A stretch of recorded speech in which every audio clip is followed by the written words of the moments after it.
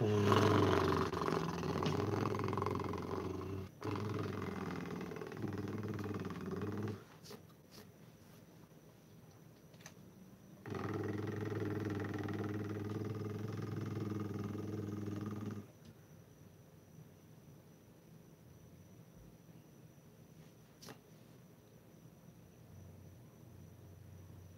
worst phone. Hello, everybody. Hello, hello, hello. Hello, hello. How's everybody doing? As you can see, I'm much better than yesterday. uh, I've been going to physical therapy, so uh, I think it's really eye-opening. Of course, I woke up today just feeling half dead, so um, and I got moving around, and I actually sparked up. I haven't eaten today, which is terrible, of course, and I haven't been drinking water since it's gotten cold. So I want to I want to encourage everybody to make sure they absolutely drink water because actually the climate, I don't know what you call it. It gets drier. The air gets drier in the wintertime than does in the summertime, actually. People up north and northeast can attest to that, right? It gets super humid in the summertime. Why that is, I don't know. It doesn't make sense, right? You would think with sunlight that it would dry out everything. Okay, let me say hello to everybody and please thumbs up the live stream. All right, so Kevin Z. All right, I'm so hyped. Let's get this thing started. Angel Bulldog, hi Shakaama. YTB right deep, hi sir. Joseph Dunbar, hello sir. New sub here, hello. Thank you. Cat's Brick, hello. I don't know what that is. It's a pink something. The Gold Eagle 99, Shakaama, what's poppin'? Fire, Sunlight, Rainbow, and don't give up the water. I actually was really on top of it during the summer. I would literally make like bottles and bottles of water, and I was pretty good about water. And then as soon as it starts cooling down, and I'm actually hot now, but it might be due to these lights. I have 6 lights in here, so so might be Joseph Gray Wolf Parker. Oh, what a nice name. Oisio, my friend. Okay. William Howell, yo yo. Fortnite High. Is this a MGTOW topic tonight? No, it's going to be more like a confession sort of vlog sort of things. Terry Jackson, of course. How you doing, Terry Jackson? My biggest fan. Are you my biggest fan? Is Terry Jackson my biggest fan? So let's start out with a question. What would your attitude be about women if your guardian, who was supposed to be your guardian, stole millions of dollars from you that you got through your death of your father, the king or prince or whatever you call him? What would your attitude be? What would your attitude be? Hold on, and your guardian kept complaining about men, men, men, men, men, men, men, men, men. Then you start noticing that you don't look like the family. You don't look. You're not as big. You all think I'm big. A lot of people think I'm big. My family is huge. They're all giants. Quite a few of them went to. Quite a few of them went to professional ball. Cousin played for the Patriots. There was one in, can you believe it, hockey. Actually, there was a black one in hockey, a black one in, a white one in hockey. One played for the Oilers. Who else? My other cousin went through the what do you call it? The small right under NFL, right under MLB, and then he got a white baby and dropped out of everything. I don't know why you would then drop out of everything. And I believe the story was that she was complaining, blah blah blah. We need this, we need that, we need this, we need this. So okay, so then you ruined your entire life, the entire baby's life, because you need it now. I can't work. I need it now. I can't work. I got a baby because my legs are broke. What's Chef Popeyes? What's Chef Popeyes? How you doing? How you doing? So just answer the question. What would your attitude be towards women if that was the example? Now, everybody else in the supposed family, and if you want me to go into that, I will go into why I believe I'm not a part of that family. Let's see here. Sup, buddy? Much loves from South Central Los Angeles. Rob East Side. Hello, how you doing? Good evening, Admiral Marciniak. Good evening to you too. Play Fortnite. The emote. What was the question again? What would your attitude towards women be if the person who was your guardian, because of where our family is set up, it's do not friggin' lick the outlet, okay? I will friggin' smack you. Go sit down. Go sit down. Go sit. Go sit. And anytime I like try and wrestle with my dog, he thinks I'm playing. You go sit. Sit. Sit. Everybody comes up and tries to hug my dog if I have him outside. They go, oh my God, what a beautiful dog. Yeah, he's beautiful, all right. Worst guard dog ever. But he does try and come up and say, oh, there's something wrong. I must protect you against, I don't know what. So clearly there was some sort of ghost activity in the house, and he jumped up, looked at me, and he was going to go, but he was waiting for me to go with him because he's, since I'm the alpha, clearly, he wants to go behind me, but he wants to go first, so he's all confused what to do. Yikes, hi Shakaama. Yep, sounds like them females. What's the question again? The question is, my guardian, hold up. You know that she stole millions of dollars, because how does a single black woman all of a sudden end up with a 3-bedroom, 2-bath house in the late 70s, 80s? And then she's a diplomat, and then she's this, and then she all of a sudden she comes up with acres of land in the in the area of town that was to be the rich area, and then said, I had to sell off the properties, and we couldn't build ourselves a house there, and you know that she sold it off, and she had this and that house rented out, and always complained about money, always complained about money, always complained about money, always complained about money. Then you find out that you can't get any sort of financial aid from the school because not even a loan, because the financial aid office says it's financial aid. It's for those children who are poor. You are not poor. Your mother makes so much money and has so much money that we won't even lend you money. That's how rich your mother is.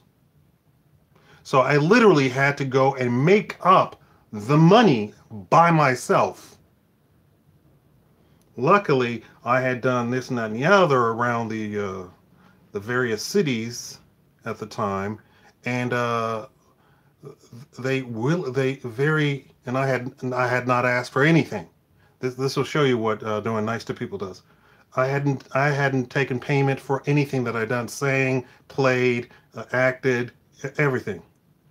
Uh, and when I went to go ask for money, they were, of course, here you go. Oh my God, oh yes, we would love to. Take it, take it. Not even a loan. And when I went to go pay back some of the money, they said, no, no, don't take it, keep it. And I said, no, here, take it and make a scholarship. So there's a scholarship where my name's floating around somewhere.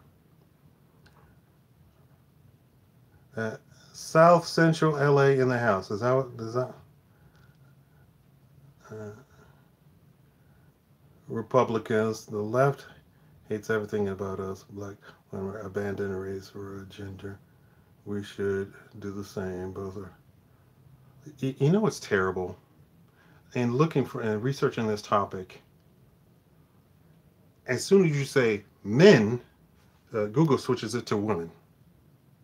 So if you say men have this terrible things happening, Google switches it to women. So after a while, all you find is just women. I'm going to tell you a story that's going to break all of your hearts. Cora, Eurus the East Wind, how you doing? Paul Sharp, how you doing? I've crossed over. And notices how come from everywhere to be around a person who has money. Yeah, y'all seen the guy on Instagram, Mr. the king of Instagram, and he always takes pictures, and he's got 5 to 8 women in every single picture, every picture. I forget his name. He got his money through winning quite a few poker things. I'm assuming he's still doing it. He's a young guy, and of course people love to make fun of him and tease him and insult him. You know, depending on the various degrees of what that is. You know, it's terrible. I'm gonna get to, but anyway, I'm driving a Mercedes. Diplomats of okay, yeah, all right. I'm thrown off with the guardian idea. Well, uh, it's a legal term more than it is like a royal term or anything like that, but there's a royal aspect to it. So apparently, I was mistaken about who I was, and I believe she will try and take that to her grave because when I confronted the family and confronted her, it was it was a bunch of that. And I told you when they came over to uh, uh, uh, help me go through the grief of the passing of my roommate, uh, I said mother, and she said don't call me that. Ask me that one. And my aunt turned to her and said, why wouldn't he call you mother?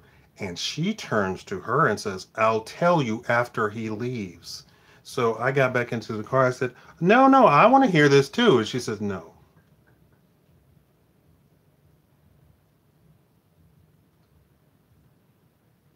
Hmm? And somebody asked me, why don't I go back to my family instead of doing this stupid experiment of living on my own, trying to make things on my own, trying to live without my family instead of living in her little estate. Do you call it? It's not a castle. It's not a mansion. It's a super big house on a lot of land. What do you call that? Is that called an estate? Please thumbs up the. We're gonna get to the crux of this, but I wanted to, people like said they like to know stuff about the YouTuber. So, um, my grandmother kept every time I saw her at the end there, she kept. I want to make sure you two get along. Well, then I hear stories of I popped up.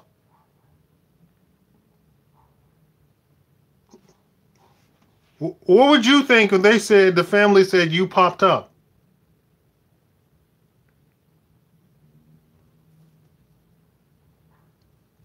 And the stories that your mother told you were completely opposite. That I popped up. That I popped up. Here's what I think happened. Here's what I actually think happened. I think uh, my actual father gave me to the person calling herself my mother. And he went off to Europe and something happened. Uh, I was under the impression, I guess I'll go ahead and tell you everything. I was under the impression all of my life that I was born in California.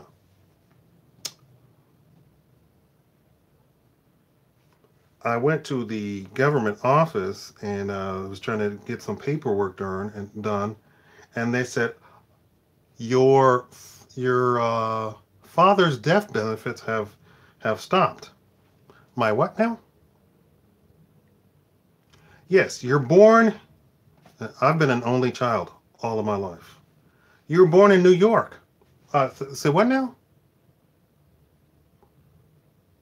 And I said, yes, the code here is you're the youngest. And then she looked up the code and she said, no, you're the oldest. I'm the youngest, the oldest, the youngest, the old. I'm an only child. No, it says right here, you were born in New York and you're the oldest of 5 children. I'm the who, the what? I was suspicious of this before, and I was going to hire a private investigator. So now it solidifies it that I have to hire a private investigator. But probably there's no way to sue because all of that is over and gone, right? Yeah, I think you can only sue like 2 years after 18 or something like that, or even I think the statute of limitations are when you're 18.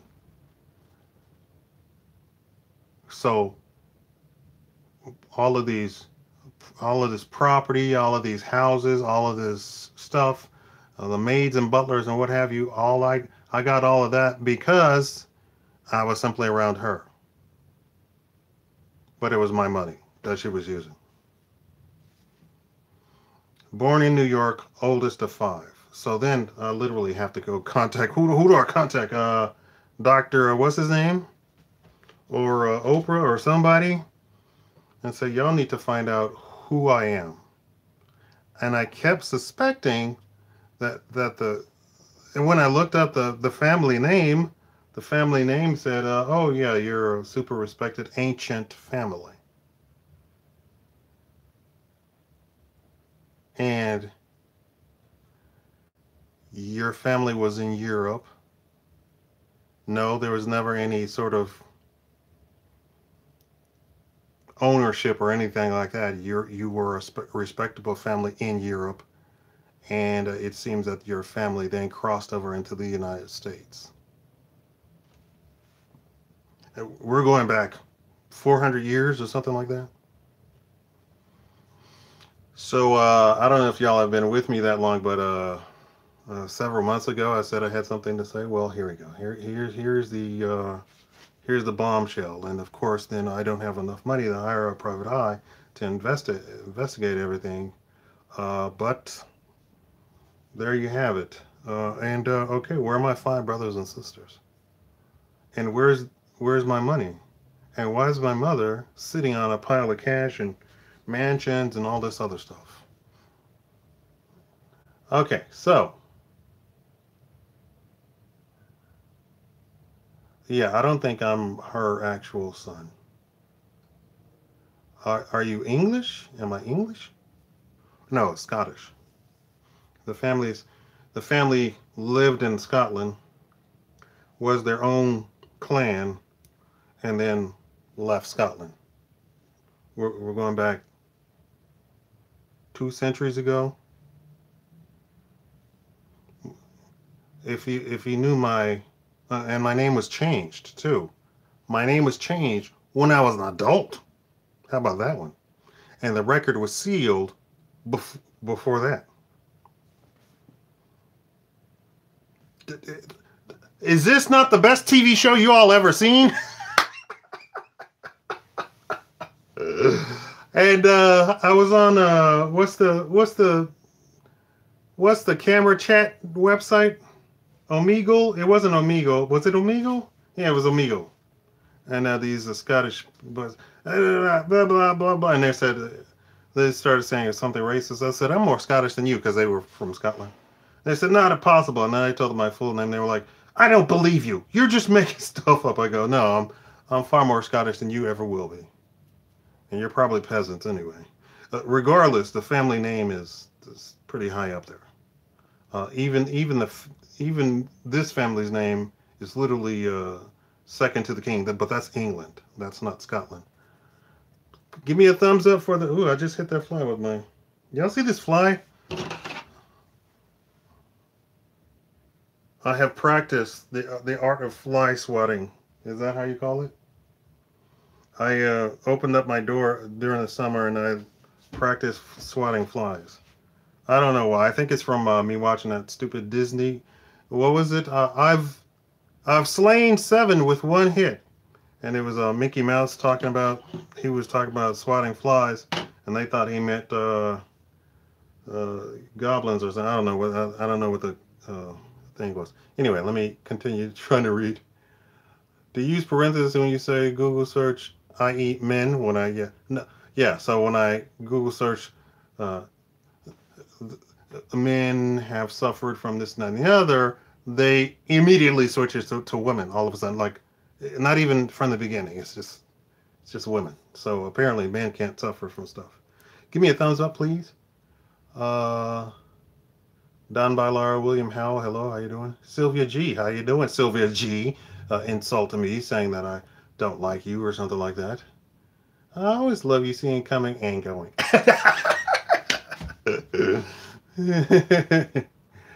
uh, into with all that flossing. Flossing, that means showing your wealth. Shakaama, sorry, are you English? I'm American. I don't know what that means. Uh, those females know all kinds of guys. I texted a phone call. I think it was an accident. Uh, is a mansion in? No, it's here in Las Vegas. My family doesn't like flaunting. My uncle owns like half of Vegas. He went to go live on the rich side, right? He went to go live, and so he thought he would, or they the two of them together, because the two of them together are I don't know what the English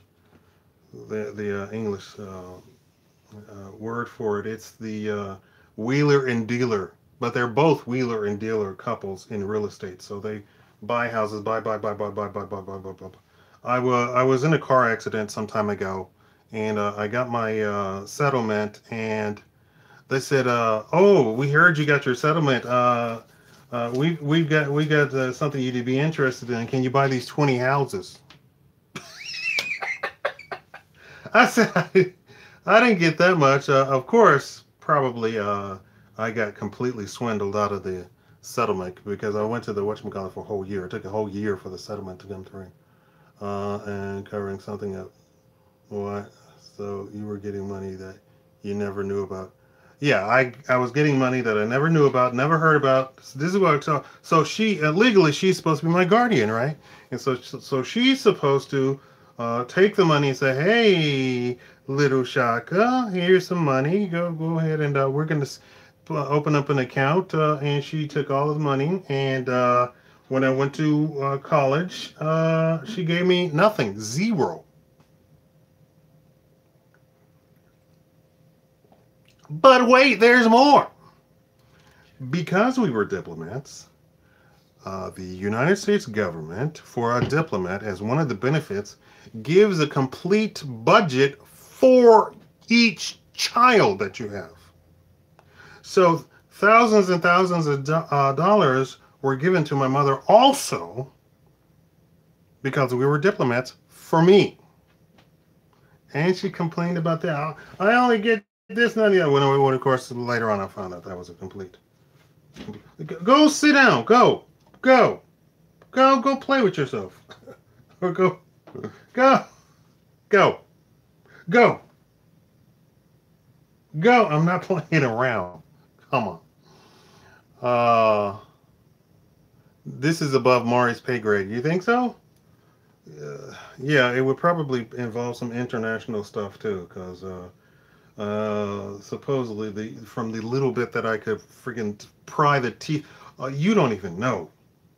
My other aunt, when I said I'm going to go investigate my father's side of the family, and I was saying that as she was leaving the house, she jumped out of the door of her car and she says, "You will not! You will not! Those people mean nothing to you. You have us and only us. You can only talk to us. Those people don't mean anything." And but I mean, I was like, "What? What is going on?" And then I called my other aunt, and she leaked a little bit.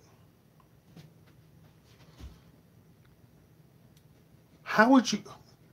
What do y'all think of that? What would you think if your aunt did and you said, "I'm going to go meet my father's uh, kinfolk," and she literally jumped up and started screaming, and I believe she was going to beat me or something. I don't know what. I don't know what.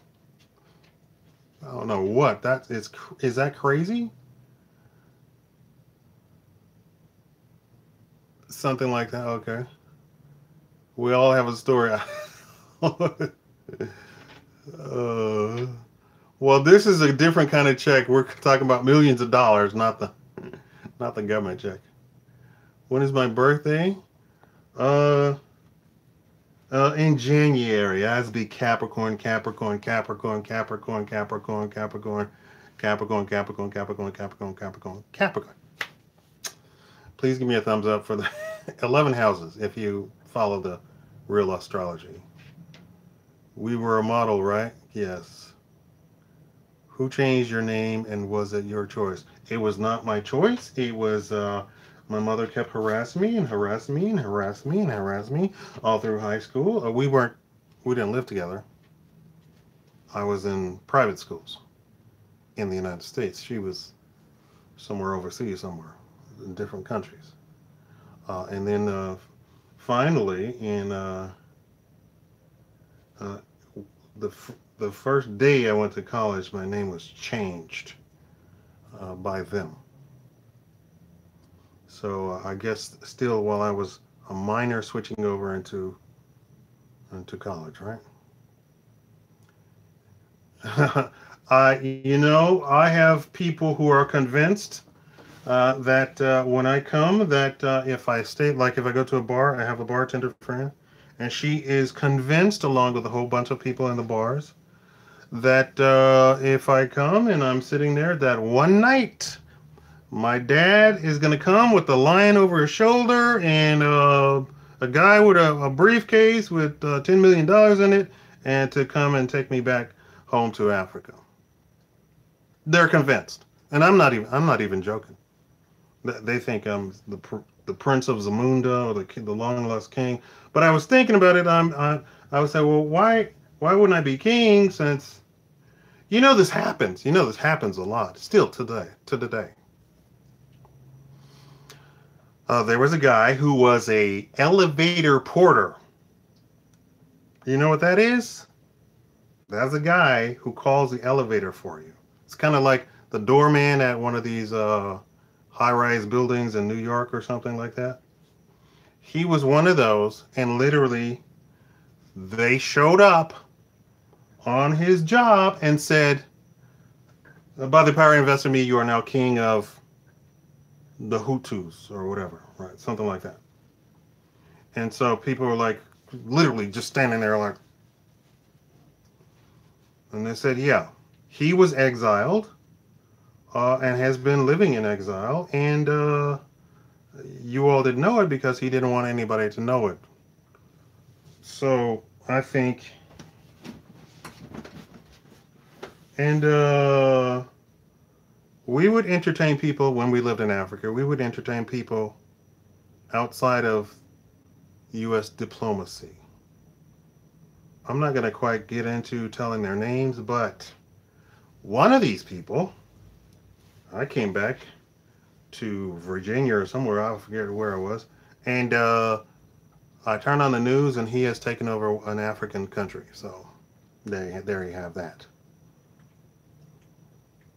You use germ warfare. Flies are nasty. Yeah, it's still flying around here. I can still see it. It doesn't want to sit down. They were in my room, and then I didn't see them, and I was sitting in the buff. I don't know if y'all know what that means. And they kept molesting me. I had to cover up. I said, I will sue you. And getting into that, so I have some good news and I have some bad news. So let's go through the story. And I'm going to go through the whole story. I've got actual stuff. Okay. So this is called Me Too Setback. Please thumbs up the stream. In a setback for the global Me Too movement, a former member of Austria's parliament was convicted this month of libel against a man she publicly accused of harassing her on Facebook. In an unprecedented case, a judge of the Regional Court for Criminal Matters in Vienna ruled that Green Party politician Sigrid Maurer libeled the owner of a city craft beer store because she couldn't prove that he actually posted the harassing messages on his Facebook account. In March, Maurer, 33, an advocate for women's rights, received obscene Facebook messages from the account of the owner of the store where she walks by frequently. Maurer posted the message on Facebook and Twitter, including his name and the store's name, which is not something you do. Did you all hear me? You don't post somebody's name and their store name, right? Because their store means that you can you have a physical location, which basically means she doxed him. Quote, there was no other way to defend myself, she said, which is not true. I've been in law school, and I'm going to tell you that this could have been handled completely different if she had any sort of access to a lawyer. He would have said, do not post the person's name. Do not post any sort of address or location where somebody can physically walk up to and find him, right? You can handle this through a lawyer. The lawyer can contact the store or whatever and say, do you have a lawyer for me to speak to? And we'll handle it like this. And nobody would know. And you would not be sued for libel. Let's continue. Maura posted the messages after her lawyers said she could not sue for public assault because the messages were private. Her post went viral, and the store owner said he subsequently became the target of online and personal verbal assaults, including threats. I'm editing a lot of the language in this. And his store received negative reviews because, you know, there's nothing like posting fake reviews about something. The man sued Maurer for libel, claiming he didn't write the messages. All of his customers have access to the computer in his shop, including his Facebook profile, he testified. Please give me a thumbs up. Thank you. In issuing his ruling against Maurer, Judge Stefan Apostol said he didn't believe the man and found Maurer's reason for her post respectable, even though she had no evidence that he was the perpetrator of the abuse. Maurer vowed to appeal the ruling, which would force her to pay $3,500 fine and $4,600 in compensation to the store owner if upheld. She said the dispute was a unique case of victim-perpetrator conversion. Women's rights activists call the verdict a disheartening setback for those combating harassment. Quote, this case clearly shows that women are on their own in Austria when it comes to messages, said Shifte Hashemi, spokeswoman for a petition drive aimed at improving working conditions of women that include equal pay. Quote, they have no chance to defend themselves. She actually took the initiative. It's not a case of defense. She took the initiative and started the ball rolling, right? And then the guy said, no, you're not going to destroy me. But wait, there's bad news to all of this, right? He sued for libel. Now, the only thing that he is possibly going to get is $4,600. Let's continue on.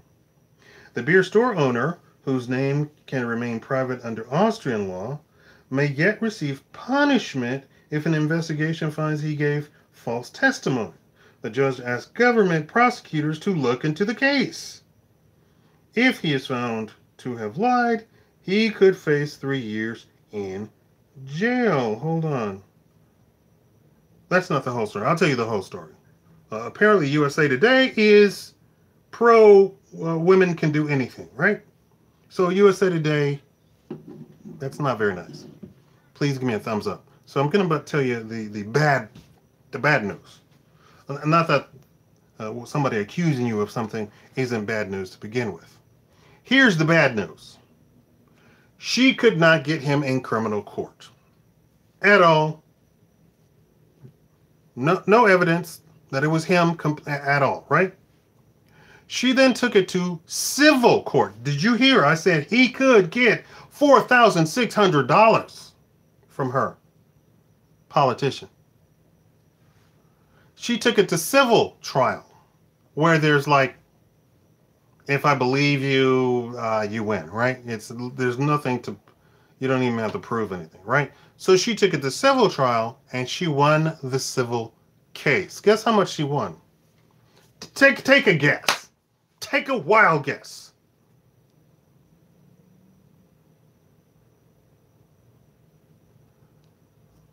Holy cow. Take a wild guess how much she won.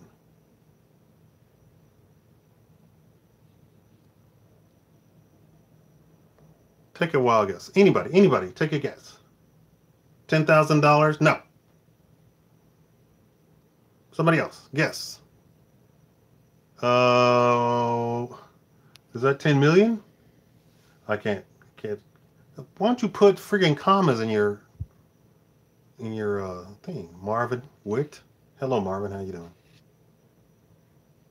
20 million? No. 1 million? No. 5 million? No. She won $80,000. I don't know if people know this, but having a business does not mean you're super duper rich. Elon Musk has been in business for 10 years. Elon Musk just now beat BMW for most cars sold in that category, right? Just now. And he lowered and lowered and lowered and lowered the price, right? You understand that, right? She won $80,000 from a ma and pa store who literally said, no, wasn't me. Went through a criminal trial. The judge said, no, wasn't you. Went to civil trial, and the civil court said, yes, you win.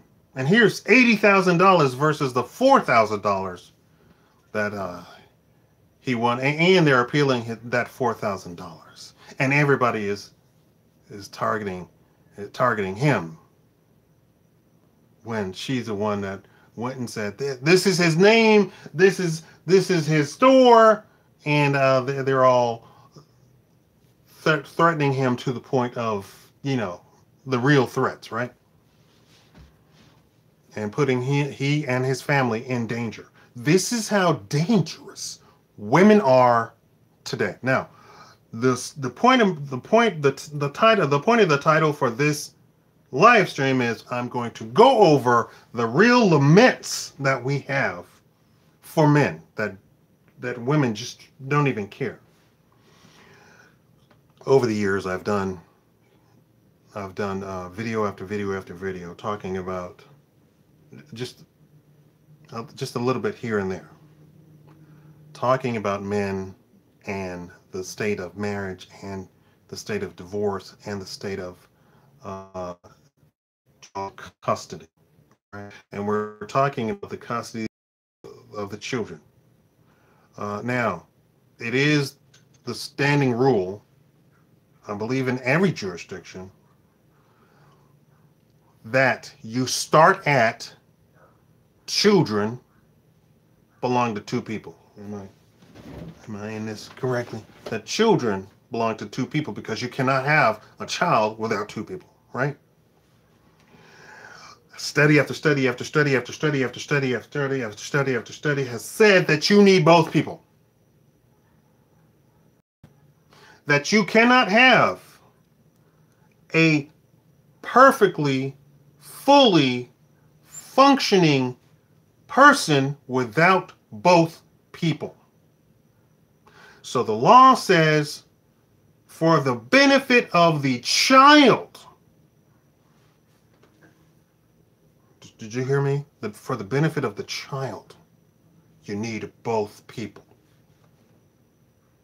Then they did study after study after study, saying even the worst man that you could possibly think of, when he gets around his child, he is a completely different person. Let me throw some other stuff out of you that will pile on to this idea that the man and the child transforms the man. I don't believe it transforms the woman because I have never seen a study that says that a child transforms a woman. I've never seen it.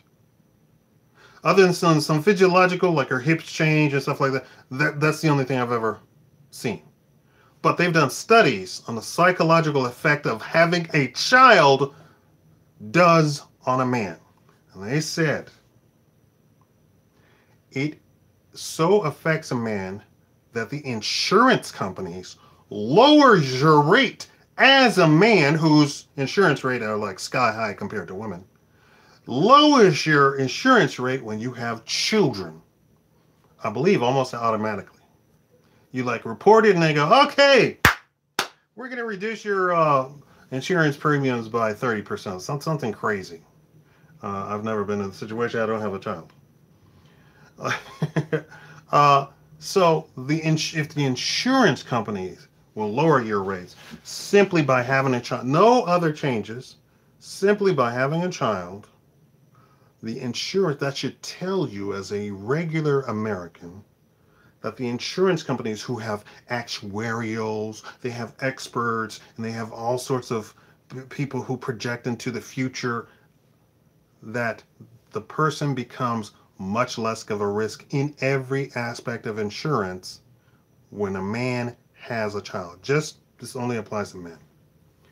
Does not get lowered for women.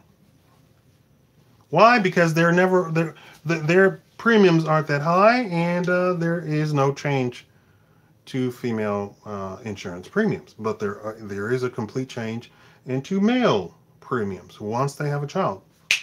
Just like that. What does that tell you? That having a child affects a man far more than having a woman. Point number 3. When a man has a child, he becomes far more driven to make more money, to be more secure in his life, to make the home more secure, to be far more provisionary than he is historically, meaning before he had the child, right? So he wants to make more money. He tries to make more money. Companies recognize this, and companies, up until, I guess, recently, and I think it has changed recently because they're become very female-centric. But before, even in 2008, so I know it happened in 2008, they literally, in 2008, they asked single men, women, and old people to get laid off. Why not John? Because John has a family. John is taking care of 3 other people besides himself. We want to keep John on because John is going to be responsible, is going to be motivated to make himself money and make the company money.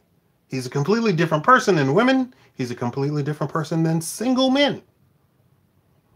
And we want to get rid of old people anyway. It's the truth. Let me take a look while I. Your name is Vicky, is that girl? We tend to have more caution. Yeah. So a man driving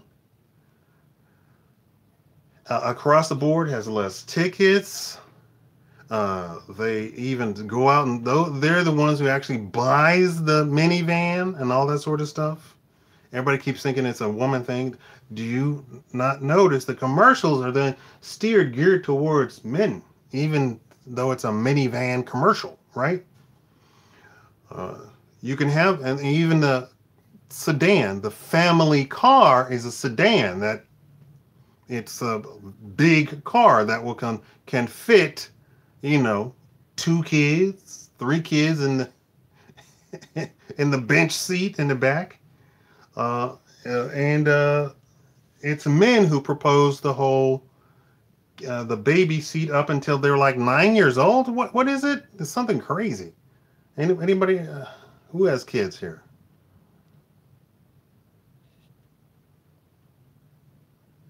Who has kids? Anybody? How long do you have to have the baby seat? Kid got out the baby seat and he was like putting his arm around my shoulders. I'm all like, why are you in a baby seat? You're as big as me. What's going on here? That says the law. And then now you have to buy baby seat, taller baby seat, child baby seat, and older child baby seat. Pretty soon it's going to be like a teenager baby seat. Clearly, it's the baby seat industry that has become now a powerhouse all unto themselves. Because I didn't have when I grew up, I didn't have a baby seat. We didn't have baby seats when I was a kid. I just buckled up, and half the time I didn't even buckle up. So, that whole buckle up laws came later too. You used to be a dad. 10 years old for a car seat? Oh. 10 years old. Can you imagine? 10 years old is like this tall. This tall. Wait. I hope I'm so big in my house.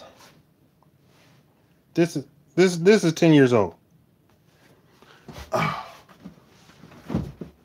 So yesterday I worked out and it drained. So it drained my salts, drained my sugar, drained my water, and so I was having problems yesterday trying to be cute.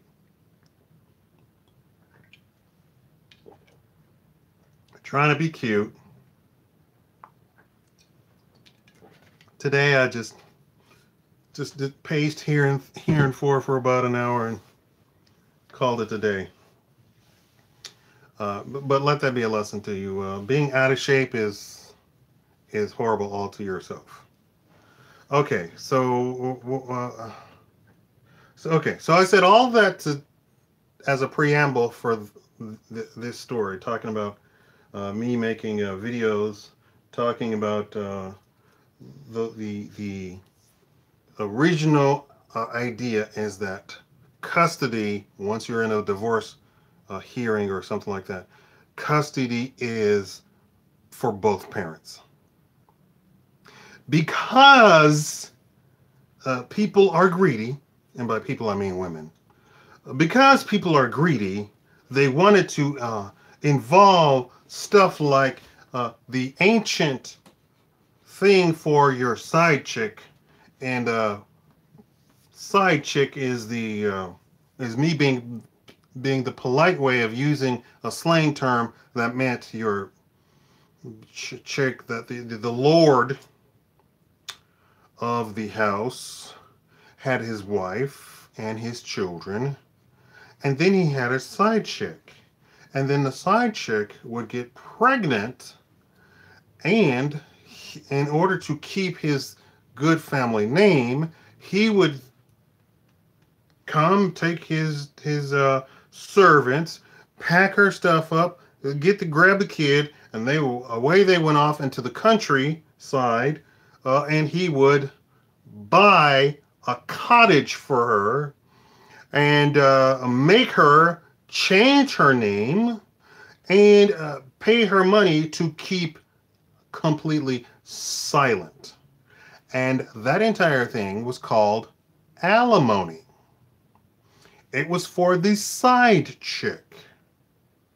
It wasn't for the wife. For a wife to receive alimony would mean that she was not a respectable woman. Do you understand what I'm speaking in between the cracks here. That process to put away a woman was called alimony. Now, a judge, I believe in New York, at the request of a woman and her lawyer, asked for alimony. And so all the women got wind of this and said, yes, I want alimony too. And of course, the only idea was that it was money. It had nothing to do with them being peasants, nothing to do with the husband being an actual lord, nothing for him to, because the whole idea was that you paid the money for the side chick. I'm using the polite term for this woman because the real term for the woman is something very kind of a nasty. It's a nasty woman. It's a nasty woman, and the idea was to keep her silent. That was the whole idea, that she should not be associated with such a prestigious man as the Lord, right? So she was paid to shut her mouth. And definitely to make sure she shut her mouth about the kid being his. That's the whole idea of alimony. Now, child custody, of course, came about again in England, because you know those women in England, when a woman and a lord went to go get divorced, the woman claimed that women were more nurturing and therefore she should get money because he doesn't have the time to spend with the child. Back up a little bit further than it was 100 years ago. Back up a little bit. The woman in particular that we're actually talking about who started all this hated children. Could not stand children. How she had a child, I don't even know. It doesn't even make sense because nature goes along kind of with society. And if you don't want children, normally you are not able to have children. And I'm not talking about being barren or anything. The child, nature understands that your attitude is negative towards the child. So that negative attitude goes into the womb and the child is no more. So it was very curious and interesting to everybody to learn that this woman, of all women, had a child. They thought it was kind of curious that she, of all women, would have it. But, okay, so the woman who hated children had a child. And then claimed that women were more nurturing than men. This was not the precedent beforehand. Before, it was understood that men took care of the children. Why? Because they could. Why? Because they had the means to. Why? Because they could provide everything that the child actually needed. Including, if he had a child, he would then hire a governess or a governor or staff to take care specifically of the child. I want you to go look back at all of the little the fairy tales. Go look back at all of the little nursery rhymes. Go back and look at all of the kids' stories. And then a lot of them have a governor. This is a man who takes care of children. They have a governess. It's a woman. Who's the most famous governess of all time? That Mary Poppins, right? So Mary Poppins was hired by the husband, the father, right? Right? If you remember the story correctly, and it's she falls in love then with the count or whatever baron. What was he? Something. He was something because were the ones to take care of the children always. Even in tribal settings, men take care of the children. They take the boys. Even in Africa, even in the deep bush, where there is no civilization, there's no whatever. The boys, after a certain age, they go through the rite of passage, and they're part of the main group, and they off they go being a man for the rest of their lives with the men. And in fact, if you read the good book, we'll call it that, it says, it talks about that when I was a child, blah blah blah. And then I grew. Well, they're talking about that the men, and that you should stop trying to keep the boy, because the boy has to come with us. And that was all throughout history, that men took care of their children, especially the boys. The woman really could come and go and in and out of the house as much as she wanted, historically speaking, right? You want to talk history. I know a lot of you like for me to talk about history. But historically, the woman could come and go out of the household because she was basically free. It was the man that the household sort of rested on. It was the man that took care of the house. It was the man that kept the house. It was the man that then provided for everybody in the house, including all the servants in the house to keep the house up, all the people who watch the fields, watch the animals, right? And a lot of the stories in the good book were about people who were either servants, field hands, livestock people, and what have you, right? And there was no notion of this serf peasant sort of thing. You were, that's what you did, and you could become king one day, right? The women weren't oppressed because literally they were free to go anytime they wanted to. And it was always right. And the son came and went and said, "Hey, I want my inheritance." You want your inheritance? Okay, go get his inheritance so he could go out and establish a house for himself. So you're giving him his inheritance, and he goes off with his 10,000 goats, and he walks up into town and says, "Hey, I want a house," and they're like, "Okay, that'll be 2 goats," and then then after that he'd be like, "I got 10 hectoliters of goat's milk for everybody," and then there you go. Let me take a break here. I used to be a dad. That was way back. Okay. Yeah, but neither. No cats. Did she? Is she Black Widow? Okay, so she claimed, anyway, so back to the story, she claimed that women were more nurturing than men. And it was from that point that we got into child custody in the court system. Before that, women got nothing. It was what every man believes it should be today, was that you divorce somebody, you divorce them. There is no, you get half of my house. Most of the time, the woman just simply shows up into the picture. You've already got your house. You already got your boat. You already got your car. You already got your white picket fence. You already got whatever, right? You already got the baby room set up. She is just coming to a gnat went up my nose. She's just coming to the picture. And so then this whole notion of she gets half is ridiculous. Now, let me explain to you women what's going on there. Because I know some of you are victims of this and you just don't know it. Uh, this is American-made chair, and this is what happens is, whether it's alimony or child custody, it's both.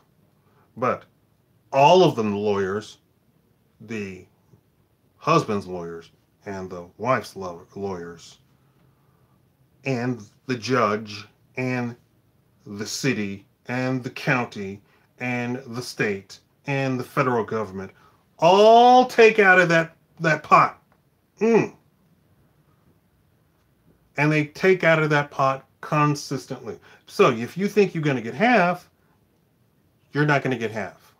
And there are literally women who say, I divorced him because I just wanted the money. Oh, they might not come out and say that.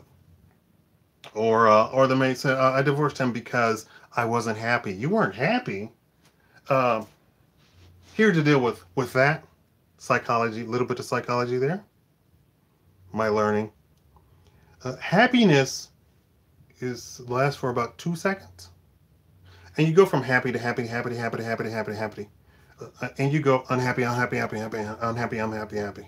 That's how it goes. They go happy, happy, unhappy, happy, unhappy, happy, unhappy. That's how it goes. So if anybody tells you they're unhappy, tell them wait 5 minutes. You're going to be happy. Something is going to come, literally come up, and you go look at Facebook or something, and go look at the puppy videos, right? And you will be happy. That's how long happy. There is no state of being happy. There's only the state of being content. Men, for the most part, are content with their life. Women are becoming less and less and less content. They are becoming discontent. Now, why do you think women are becoming discontent with their life, with their lot in life? They don't have the man. They don't have the provider. They don't have the white woman lifestyle of the 30s. So literally, I'm couching it in the 30s. Actually, let's go back to 20s, when women were really content in the United States. It went downhill from there. In the 20s, a woman of no big means, not a whole bunch of money, could literally lounge around and do nothing. And she had very reasonable servants, maids, butlers, what have you. It didn't cost that much to have them. And those maids or butlers also took care of the children, along with the cooking and the cleaning. That was the pinnacle of the happiness or the contentness of women. Guess what? From that point, it went down. For men, it went up. Why? As women thought up the idea that they must partake into the man's arena, getting the vote, they have since dropped and dropped and dropped in how content they are with their life. It was first the vote. What they don't teach you is that there was an equal women's group that says, no, women should not vote. That is a man's area, and that is a nasty area, and no lady would be caught dead doing that. Women's group, not man's group, women's group. Now, do you agree with those women? And I'll tell you, yeah, I'm talking, well, it's not even class.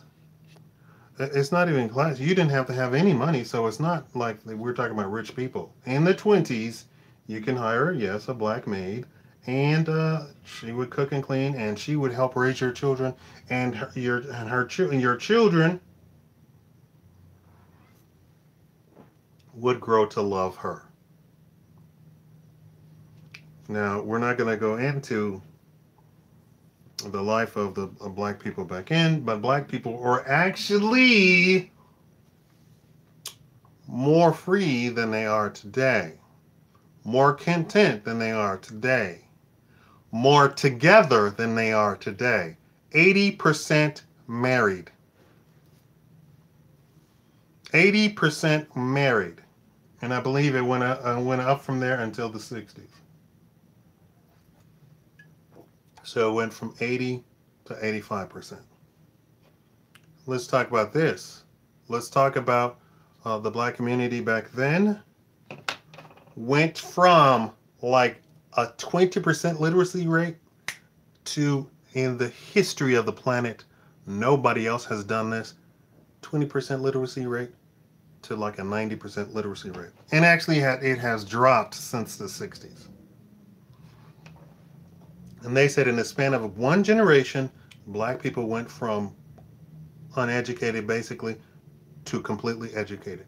Completely educated in one generation. Nobody else in the history of the world has done that. Is that black people or is that the United States? Which had a bigger factor on that? Was it black people are so smart that they, in one generation, went to almost completely literate, which did not happen among the white people? The Irish? No. Scottish? Nope. Italians? Nope. Chinese? Nope. Japanese? Nope. Who else? Eastern Europeans? Nope. Nobody, no other group. You know, I don't really want to get into that, the black community. I'm just talking about in general. There was black people with maids too. Remember, that was the time when black people actually enjoyed a much richer lifestyle than they do today as a group. So all these other groups trying to recruit black women and people into their group, and they try and rely on this stuff in history, when the history that they're telling the black people in their group is actually wrong. I mean, hey, this is why I say, oh, you belong to that group? Oh, really? Why? It's not your group. It's not for you. It's not your group at all. You have a completely different culture. Completely different. Oh, I'll just say something about walking.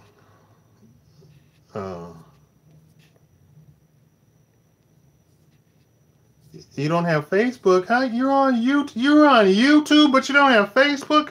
YouTube is the big monster. If we're talking about monsters, YouTube collects your data too. So if you're afraid of that, I'm sorry, it's already done.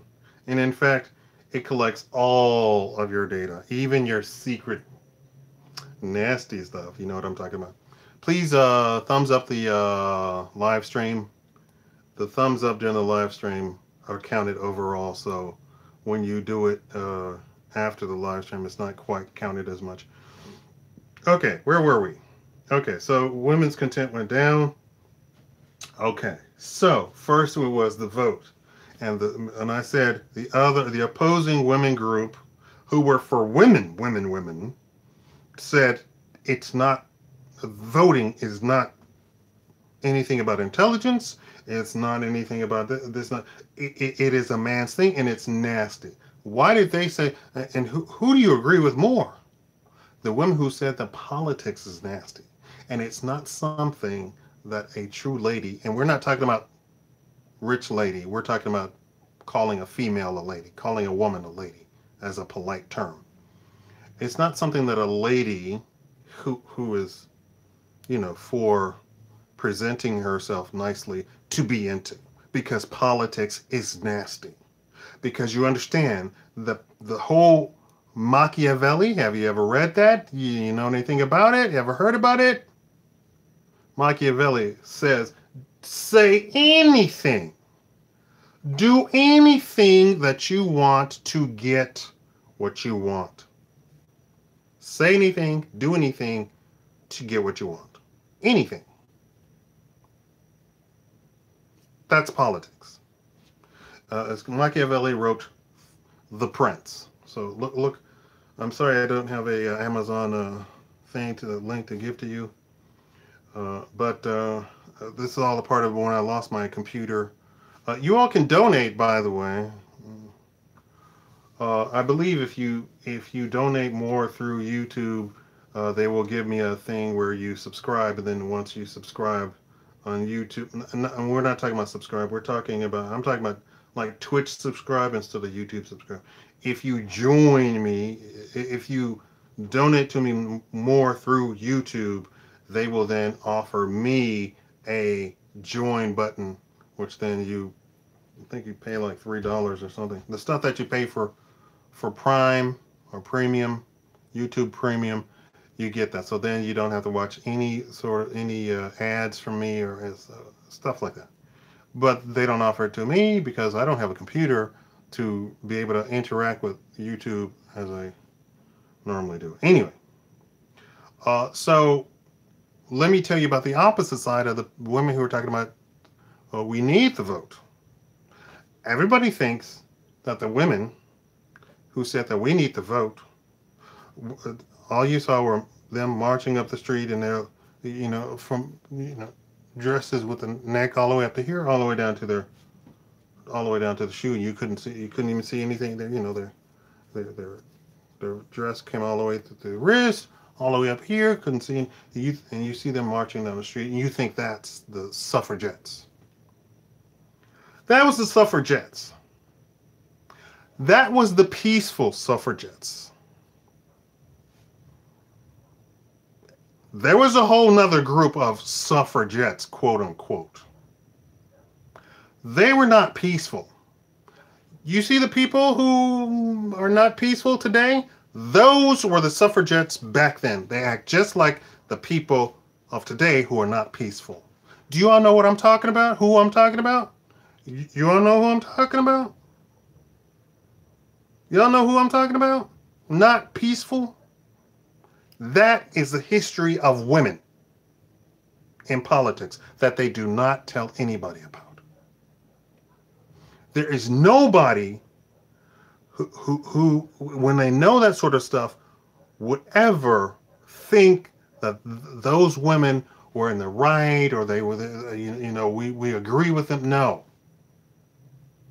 There was peaceful suffragettes, and then there was and their opposite were the very peaceful women who said, no, it's not ladylike to get into politics at all, let alone vote. And there was women who voted anyway, without the not peaceful suffragettes. Now, I was going to say something.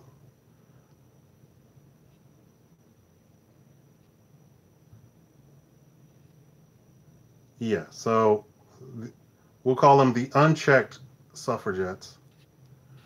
They did very naughty things. It was a very bad time in the history of the United States with those women. And they told the peaceful suffragettes to go stick it. And even the women who said women shouldn't be in vote were like, oh my God, because of course I'm still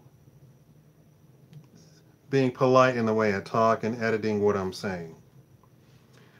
Those women were not nice at all. And it was the fear that chaos would overrun cities that they passed the general rule that women could vote. It was a fear that the cities would overrun with chaos because of those women. And when I say chaos, I mean all matter of crime. everything that you can imagine as being actually criminal. And I'm not talking about he walked up against me, or he said something naughty to me. No, I'm talking about real true blue crime they were committing, and the city councils all over the United States were afraid that it would overrun in chaos in the cities. And the city council doesn't want the city to be overrun in chaos, so they said, "Okay, yeah, sure." Although women are already voting, uh, one of the uh, leading women in I don't know, real estate or engineering or something said, "I own my own house. I'm voting." And that was, I believe, that was the only criteria back then. That do you need to go get water? Want to go get water? Want to go get water? There you go. Go get water. I'll keep this like this. Okay, I'm right here. I don't know if you saw my shorts come down. Sorry about that. I apologize. I'm not a sagger. Hey, go water. Water. I'm right here. I'm not going anywhere. I'm right here. I'm right here, baby. Right here, baby. Come here. Come here. All right. All right. Go. Yeah, do your yoga. Go ahead. Do your yoga. Go ahead. Do your yoga. Okay, go. Go. Go. Go. Go. What's this? Okay.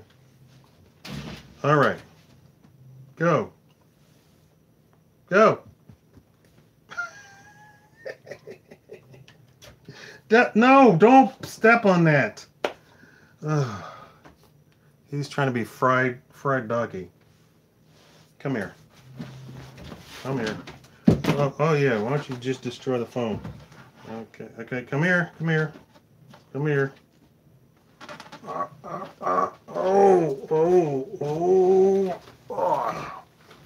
All right.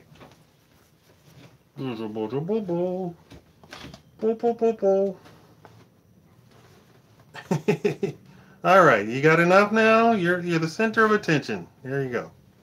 There we go. All right. Get off the. You're gonna electrocute yourself and me. All right. Back. Watch out. Don't just go. There you go. Back. Yeah, that's great. Back. I know. Go. What are you doing? Move back. All right. I'm here. I'm good. I'm fine. Everything's fine. There you go, Andre. There you go. Trapped you.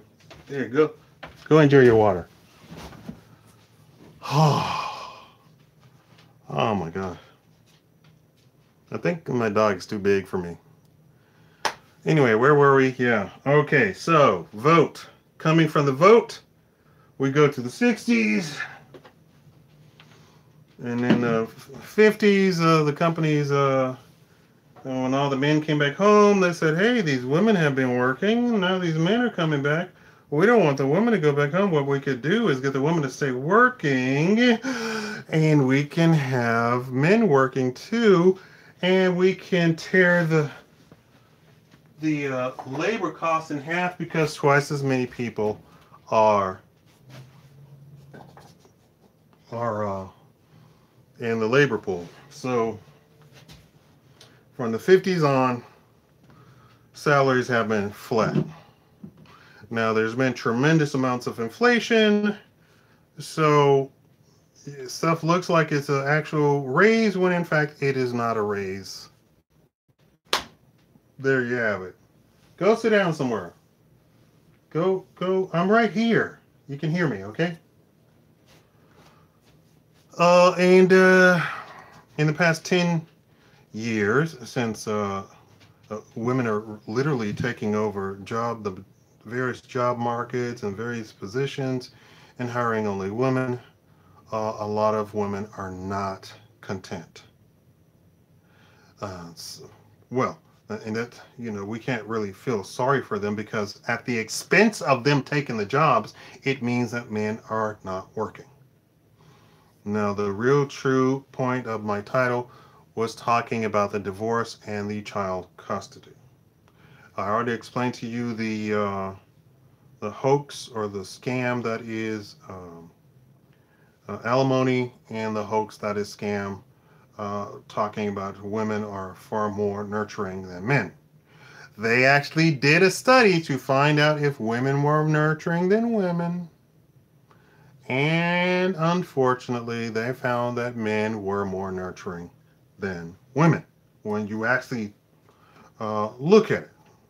So, this was a psychological test. And how did they conduct it? They had the mom and dad sit in a room, and then they had the infant in another room. They then hooked the mom and dad up to all of these diodes, what do you call them? Whatever, all over their body and stuff. So we're talking about physiological changes in the human, not talking about the human getting up and going, right? So then they had the baby in the other room cry, and the man reacted before the woman. Literally, the woman didn't react at all. There was no physiological change in the woman. And they said because it was so rapid that the responses meant that men were more nurturing. Men cared more about the actual child. Men responded to the child's voice. Men responded to the child's cries. Men responded to the child giggling. Men responded to the child, everything, standing up, walking around, everything.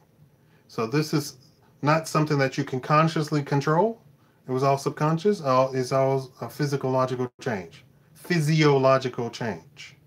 So they said that then meant that the men were more nurturing because the body, physical changes in the body, in the perspiration, in the everything, meant that it was far quicker, far more elevated than women.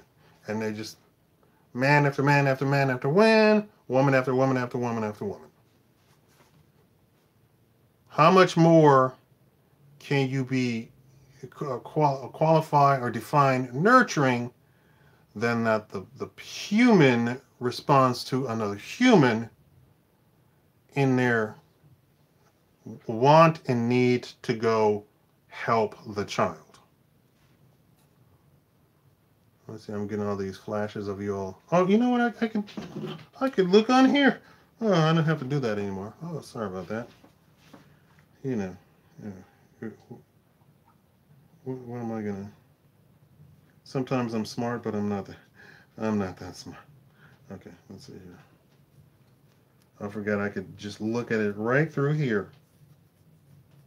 Give me un seconde, s'il vous plaît, s'il vous plaît. Bonjour, bonsoir, bonsoir.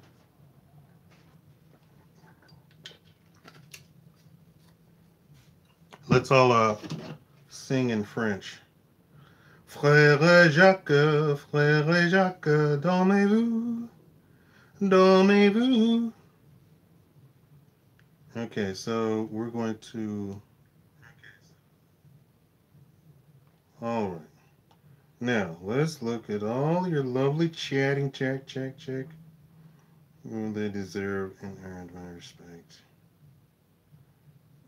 But oh, my last girlfriend was an alcoholic. I believe maybe I don't know what happened to me, but I haven't had a girlfriend since. I don't think I was very hurt by it, but and our breakup wasn't.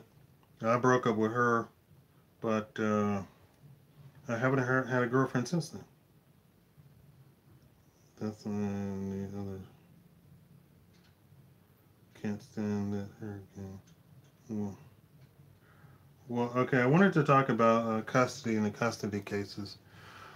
I've just heard in that thing with the a judge literally said, because you can't prove that the store owner was the one who wrote on your Facebook or wrote on his Facebook or her Facebook, he you can't, and he's gonna win the libel suit. He said, but I believe you. Does that remind you of any other cases? And they said the whole point of the judge saying that I believe you is to maintain this idea that women are truthful. So the individual is no longer considered as an individual. They're only considered as per their gender. And the gender of female apparently is only truthful. Please, can I get? Can I make a? Can I make a? Can I make a? No, I can't.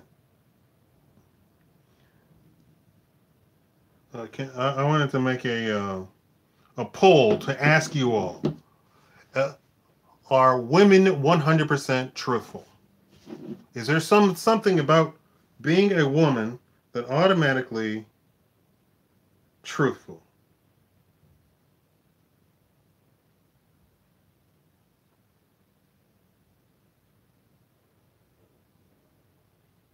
They were trying Alex Jones. Well, I'm trying to get to the.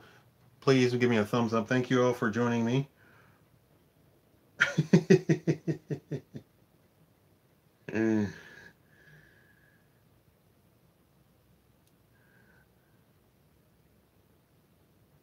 Hello, Fifi. How are you doing? Um, I want to. The whole idea was the lament of, and I keep not saying this, talking about custody, and this libel lawsuit victory should set a precedent that man can in fact win in court. We have a situation where women, wives, are going into court, and in an attempt to get alimony, in an attempt to get 100% child custody, which then translates to the maximum amount of child custody money, child, what do you call it? What is it called? What do you call it? What's the child money? uh, uh, child support. In an attempt to get the maximum amount of child support, they then make all sorts of accusations against the husband, the father, to the point where you have in Florida whole entire groups that have now formed of men who were not able to see their children, and when they go to the courts to try and review this stuff and to try and prove that they in fact did nothing of the sort, and that there was no evidence that anything happened between them and the children, or between them and the women, that the courts are saying, okay, we'll get back to you in 3 years. Okay, well, when you're talking about children, 3 years is an eternity, because some of these children, maybe they're 10, then they become 15, then they become 18, and the father has now missed the entire development years of that human being, and the child has missed the father all that time during the development, their own development, right? And this is pervasive. That means it happens a lot, which I believe shouldn't happen at all, not even once. If I were a judge and you brought this up into my court and you brought no evidence, nothing, I would throw you in jail. Contempt of court. You lied to the court. It's as easy as that.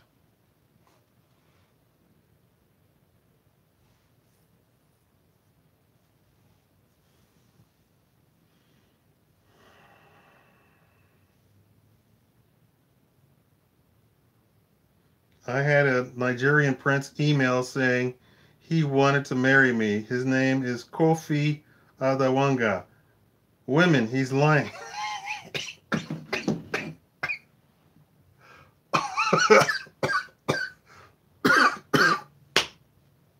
You're gonna make my job my dog come through all of the things that I put up in front of him, because I'm gonna start coughing, and this is horrible. This is terrible. But let me say, this is not Perrier. I put water in here.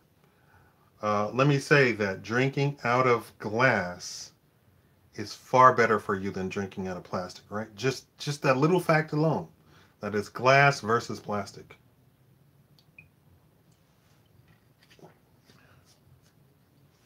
I'm out of shape. I'm going to physical therapy, and I've noticed, I've been going there for about 2 weeks, and I've noticed just that little bit that I can see incremental progression. What do you call it? Not just change, but change for the benefit. But it's really slight. But my overall health has changed just in 2 weeks. Has changed for the better. Please give me a thumbs up for the live stream. And I guess I'm supposed to be trying to raise funds for a new computer. They said for an actual YouTuber. And we're talking about professional level video editing, sound editing, special effects, all of that sort of stuff. So we're talking about professional level stuff that said it would cost realistically $5,000, if not more.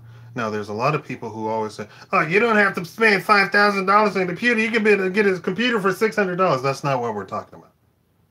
I'm talking about finally having an actual computer that I can actually do YouTube on. Do you know other people have 5 people at least working for them? I'm doing all of this by myself. And I'm talking about to get a professional level computer. I'm talking about, if I really want, and some YouTubers do this because they live there, go to Hollywood, to those studios there, and have them make videos for them. So they spend $5,000 making one video.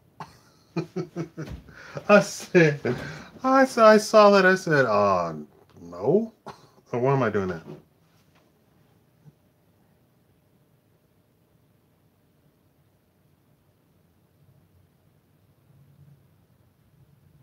Oh. Dan Freeman, you can't say naughty stuff.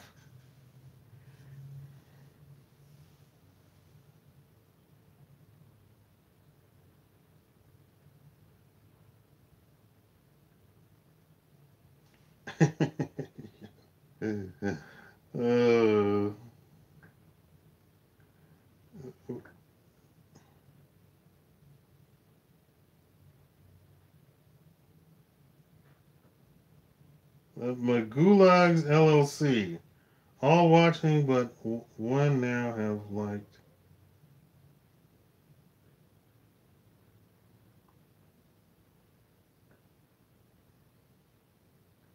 That happened to me. My son is now. What happened? What happened? My son is now, and he refused to even listen to my side. But by the way, how do you know one is lying?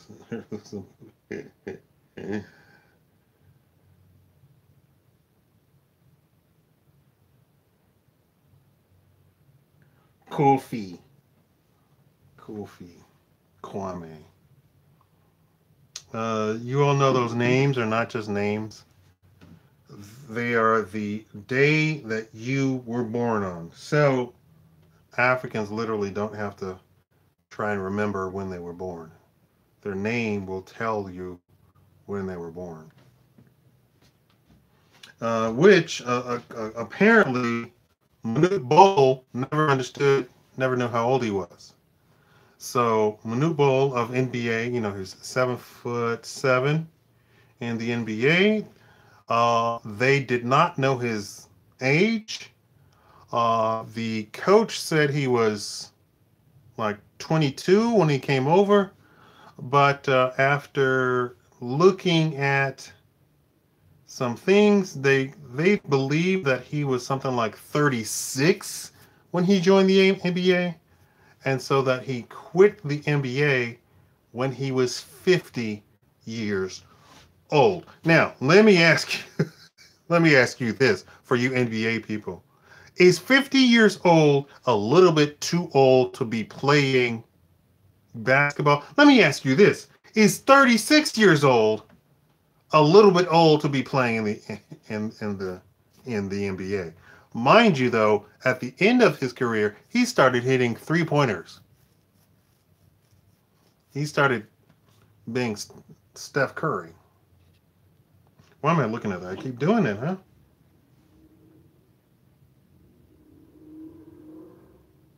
More heart and soul.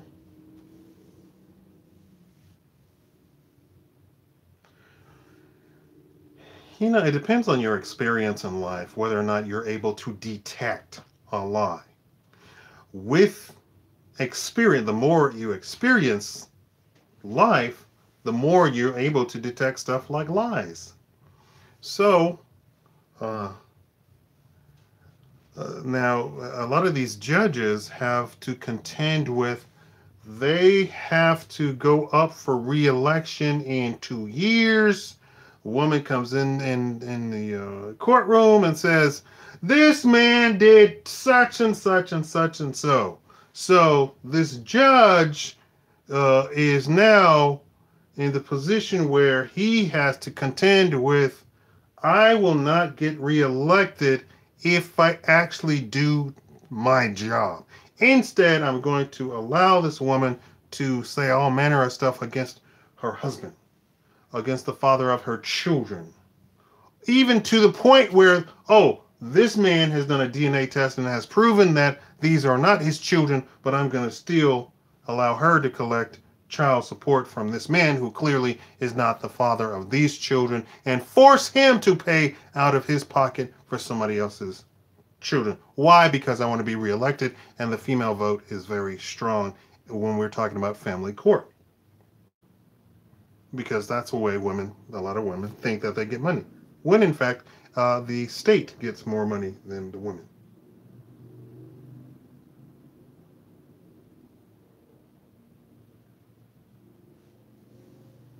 Being lied on is completely different. Of course, being lied on, you don't need that much experience to notice that you're being lied about. So, yeah. If women didn't vote, he could be an honest judge. Is that sad? I mean, it's funny, but is it sad? That's sad. It's true. Is to not care what others think of you. Well, my dear angel, if we're talking about judges, he has to care about it. This is why politicians do the things that they do. Because the women's group comes in and says, we want you to think this. And we want you to make the population think this. It's not good, huh? Can I get a thumbs up if I haven't gotten a thumbs up from you people, please? Can I have 100 thumbs up, please? Can I get 100? Can I get...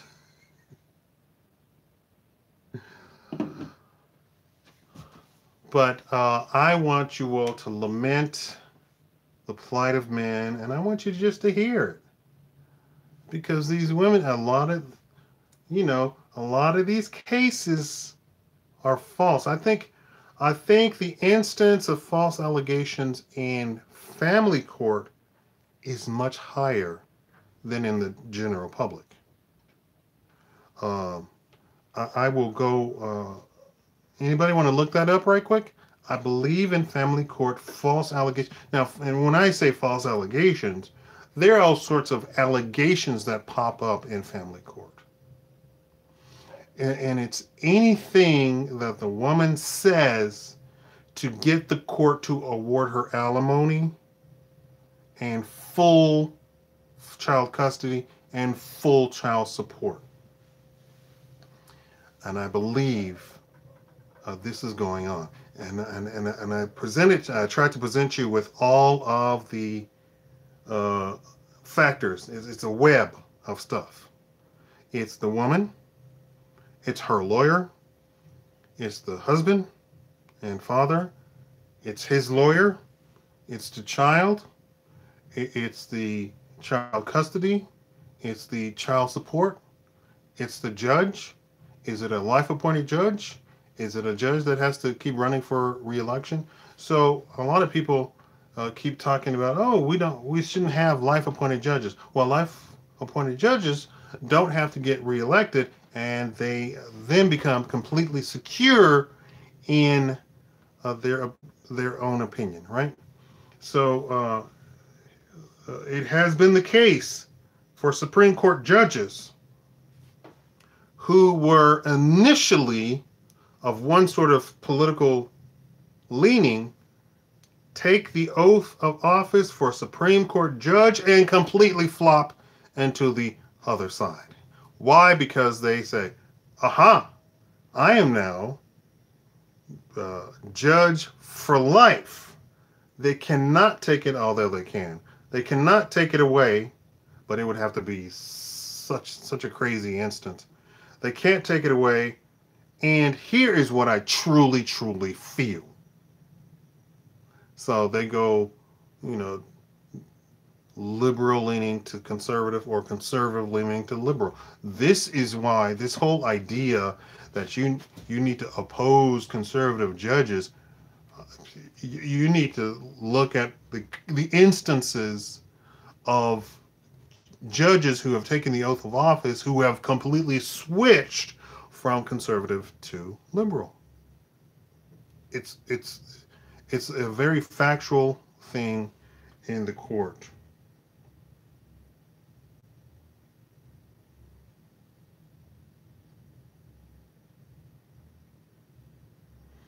Oh, Angel, YouTube doesn't want you to say nasty words. So repeat all that, what you just said, and remove the nasty word. Yeah, I believe that they could have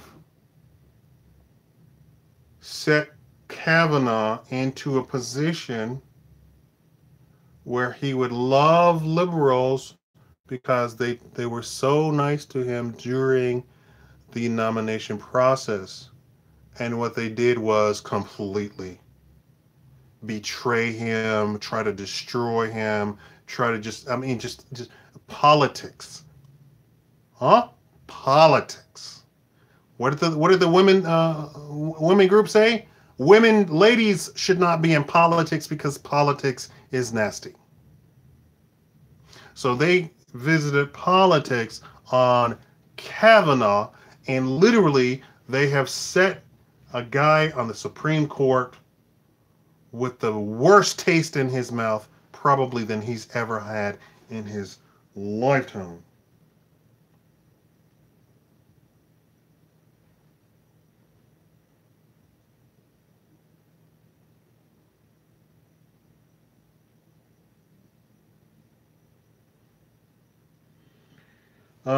Let me then talk about New Jersey. New Jersey.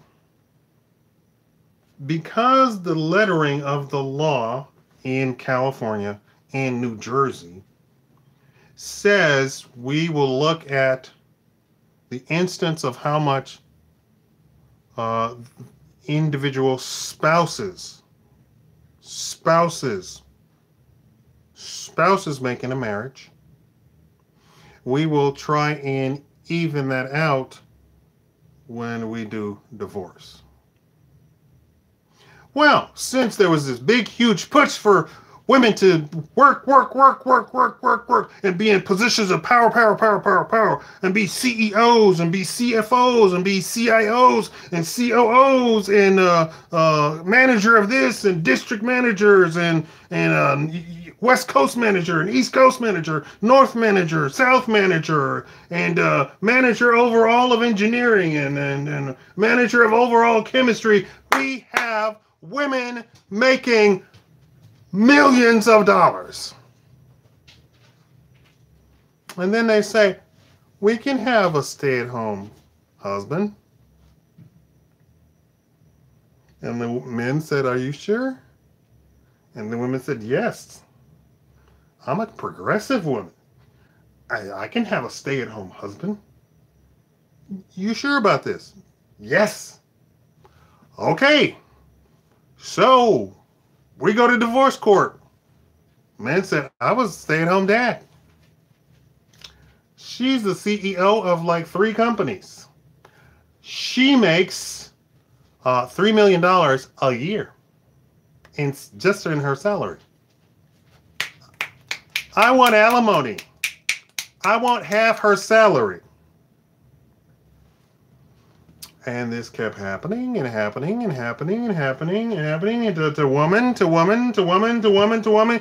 And then the women's group said, no more alimony. Well, let's get rid of that alimony stuff.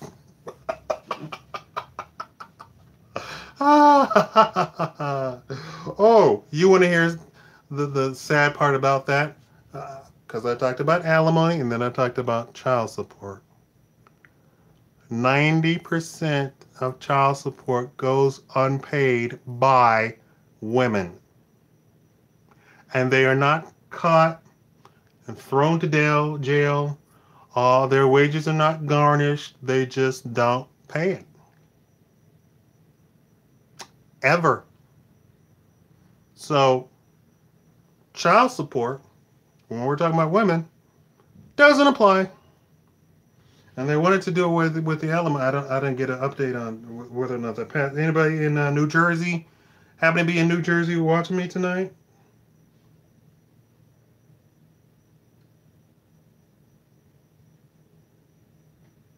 It's higher than 90%. Angel, you're supposed to be paying attention to me, not the people in chat.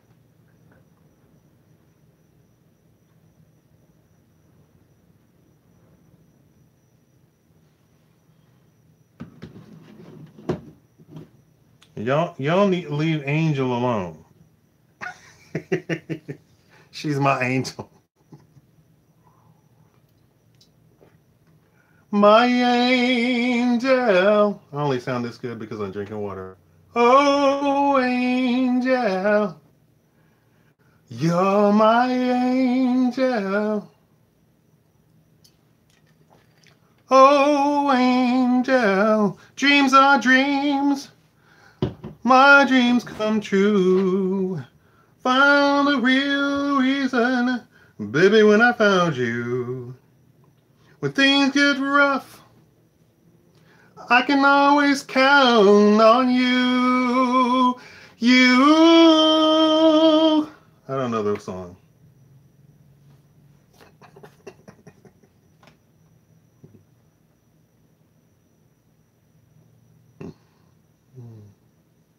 Don't white knight for the thoughts.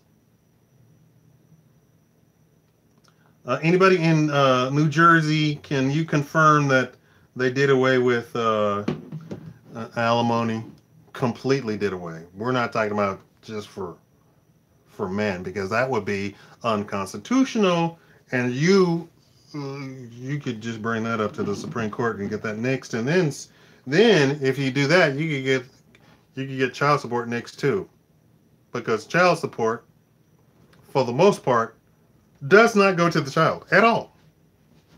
A lot of stuff that we say we're using for the child actually is just in the general expenses of the house. So it's not separate to the child, it's general to the house. So if you get money coming in specifically for child support, the child never sees it. So the child can walk around in rags and stuff like that, and then the father, of course, goes to the judge and says, "My kid is in rags. What's up with that?"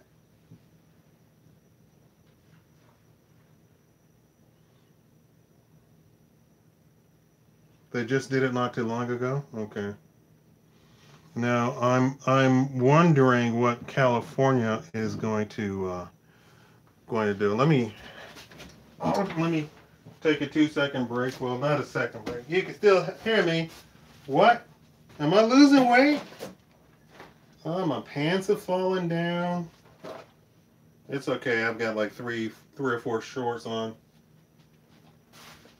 I feel so much better today than I did yesterday. Oh, Lord.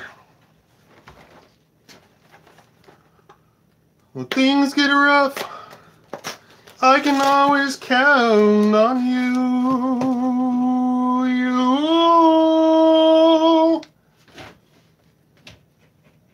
What? I don't know if that's a phone or what.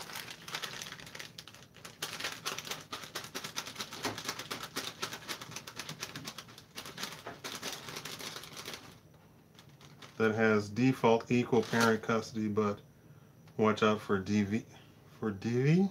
For DV? What's division of labor? What? Supposedly they all have equal custody. Judge Judy spoke about this, and she was lamenting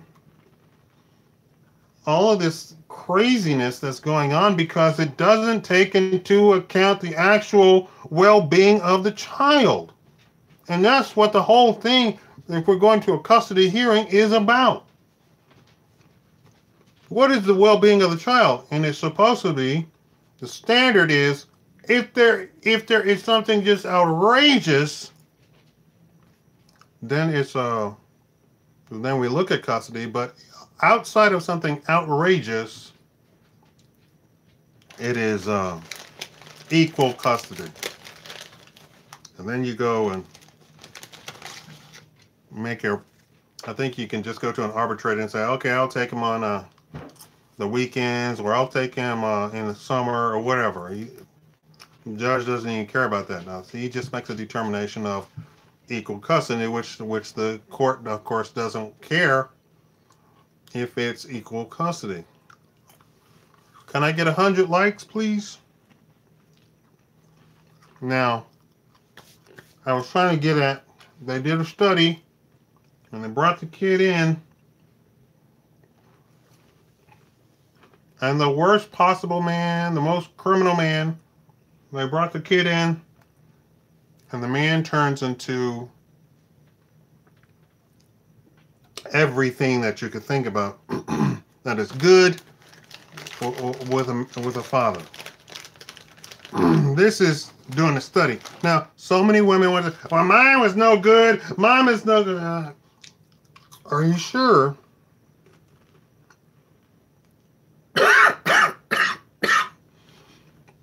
Are you sure your man is not good? And maybe perhaps the combination of you around the man is no good. They do not want to admit anything like that.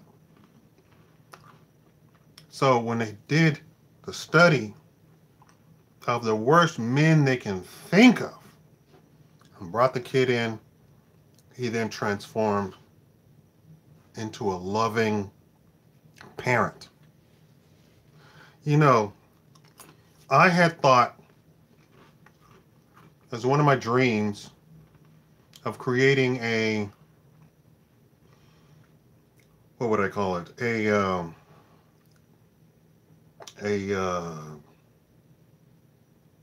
training center, and I would have it, one in each city, and it would be older couples, elderly couples, with brand new young couples,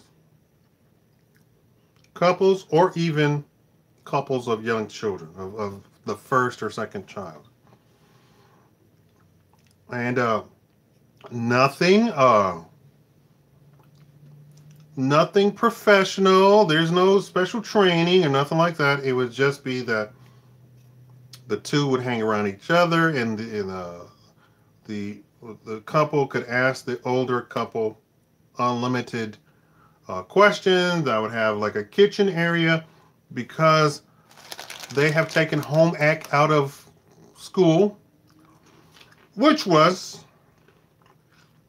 to the sadness, to the anger of a lot of women,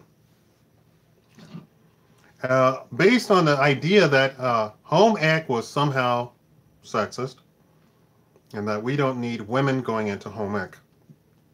We now have a generation full of women who can't cook. Men, because they're motivated, and because their mothers do say, I think you're going to be single for a long time, or for some time, or even if you're just going to college, I'm going to teach you how to cook. I'm going to teach you how to budget for your food. So men, the millennial men, know more how to cook and take care of a home than women. So in my center, I wanted to make sure, I don't know how to fund that. I don't know would I charge them to do that, because a lot of people, if you charge them, they just won't come.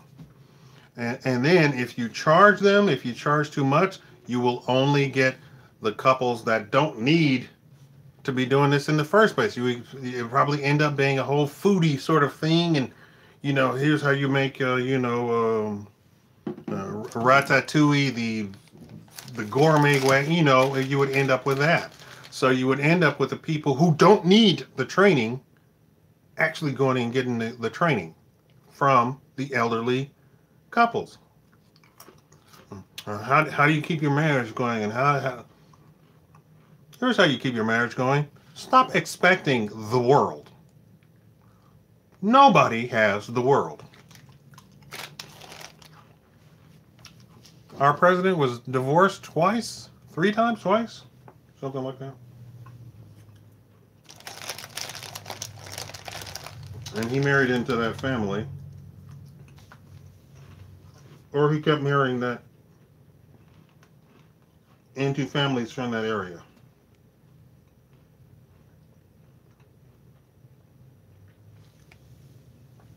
Yeah. It seems that men are actually, boys are prepared more for life than women. And I don't even understand that. It used to be that the mom said, here, I'm going to prepare you for life. Here's how you make yourself a good wife. Learn how to cook, learn how to wash, learn how to clean, Here's how you sew. I don't get it. What happened? And notice I said couple. So my center would be for a couple, elderly couple. And I think might even charge the elderly couple, because a lot of the elderly couples need company. And there you can get company from younger people. A lot of elderly people say younger people keep them active and up to speed with stuff.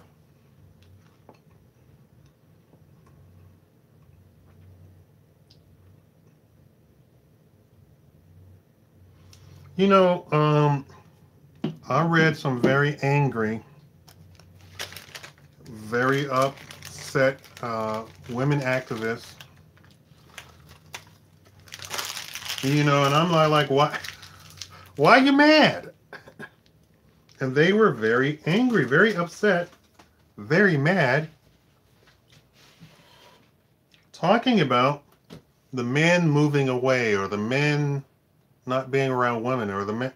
And I just don't Can you women in the audience explain that one to me? Why are they mad? Is that not what they?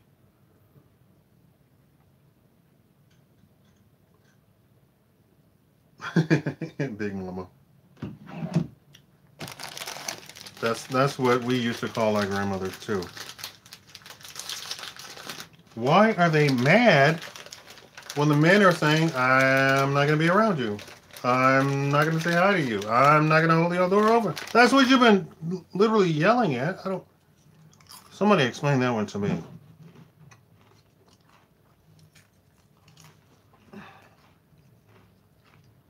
Mima. They're only. Um. There's women in here. Come on now.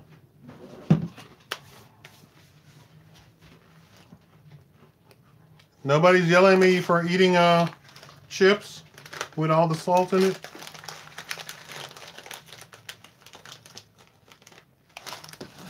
All right, what happened now? Oh my God.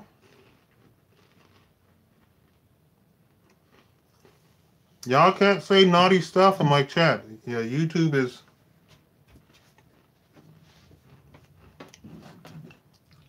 censoring you people. Terry Jackson.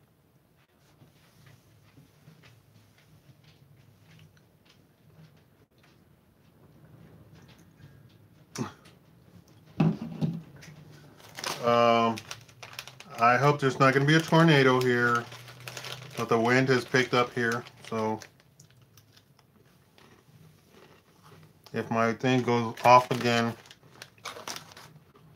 speaking of which, oh, okay. Cool beans, cool beans. Terry, you naughty, naughty.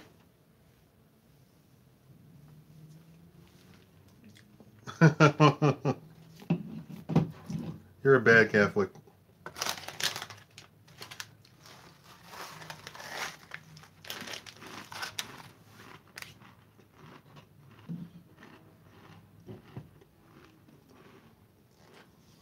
So can I eat a whole bunch of salt and then drink a whole bunch of water and it just goes right through me?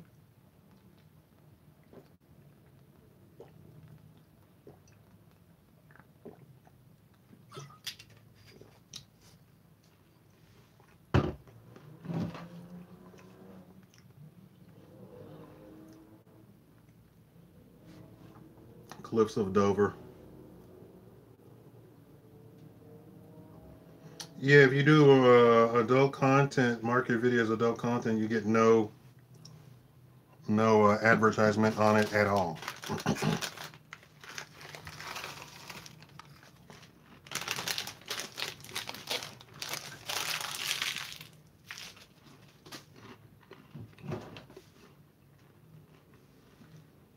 Yes, I am exercising, and I got up today, and I was feeling horrible,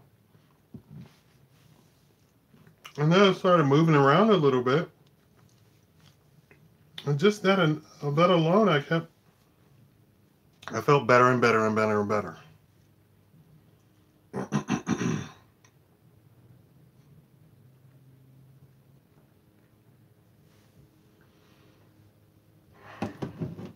I come from polite society, so I tend to call female humans lady.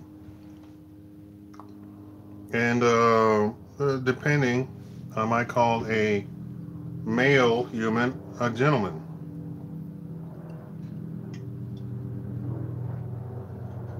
We have we've shortened that down to man.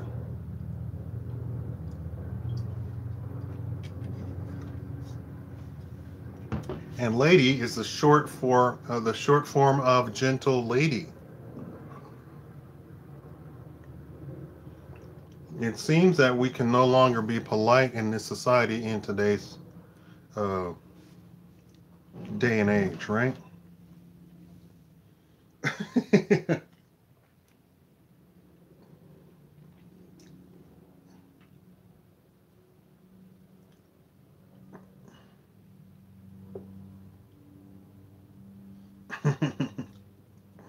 Right, lady is a part of the nobility. When we started getting rid of the,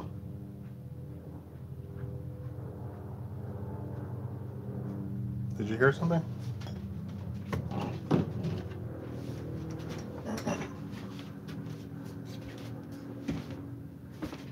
Hold on, I'm gonna. Uh, I thought I heard a knock, so I'm gonna go check. I thought I heard a knock. Oh,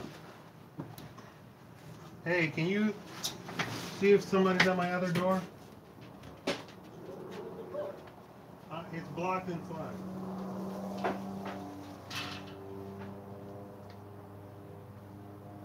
No. Oh.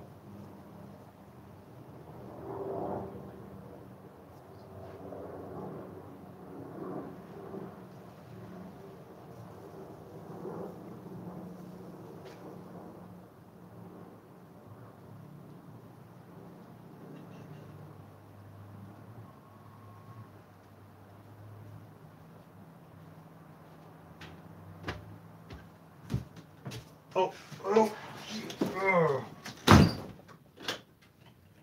Okay.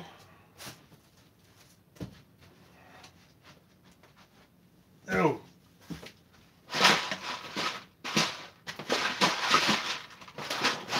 I could open up a restaurant.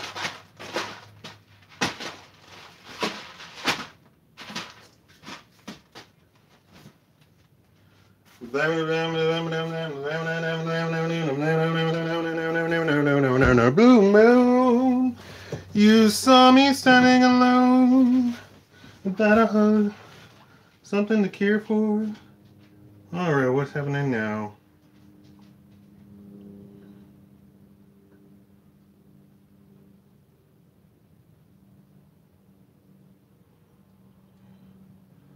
Well, I don't see anything.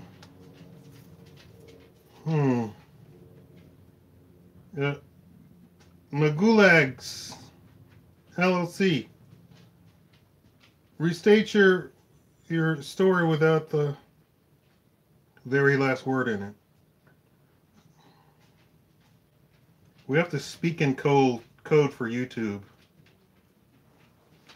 Women have taken on the role that they are irresponsible, and I think that is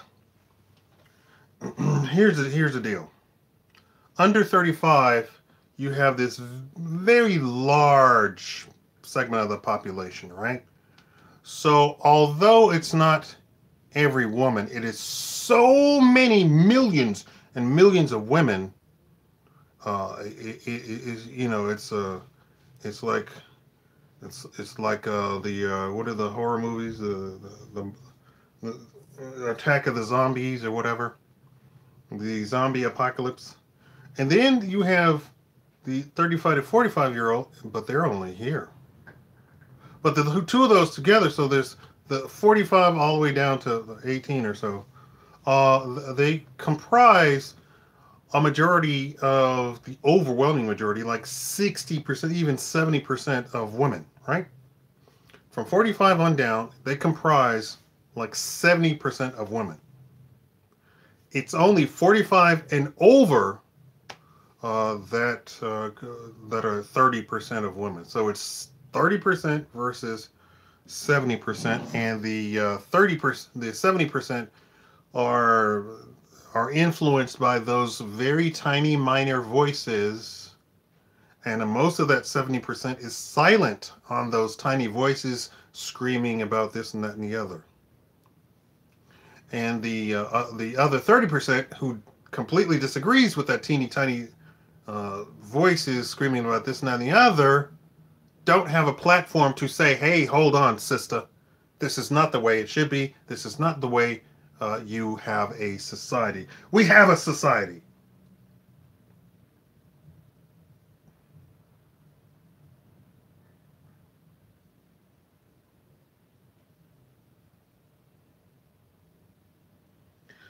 It's unfortunate that Here's another lament. It's unfortunate that men have listened to women, and although that sounds terrible to say, it's unfortunate that men have listened to women. What does that actually mean? That means that men have ignored their own story. They've ignored their own voice.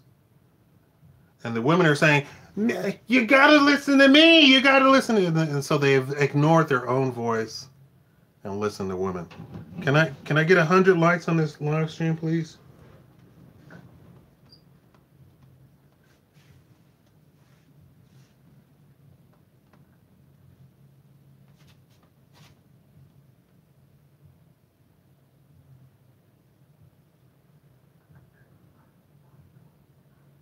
Yeah, we listen to their voice.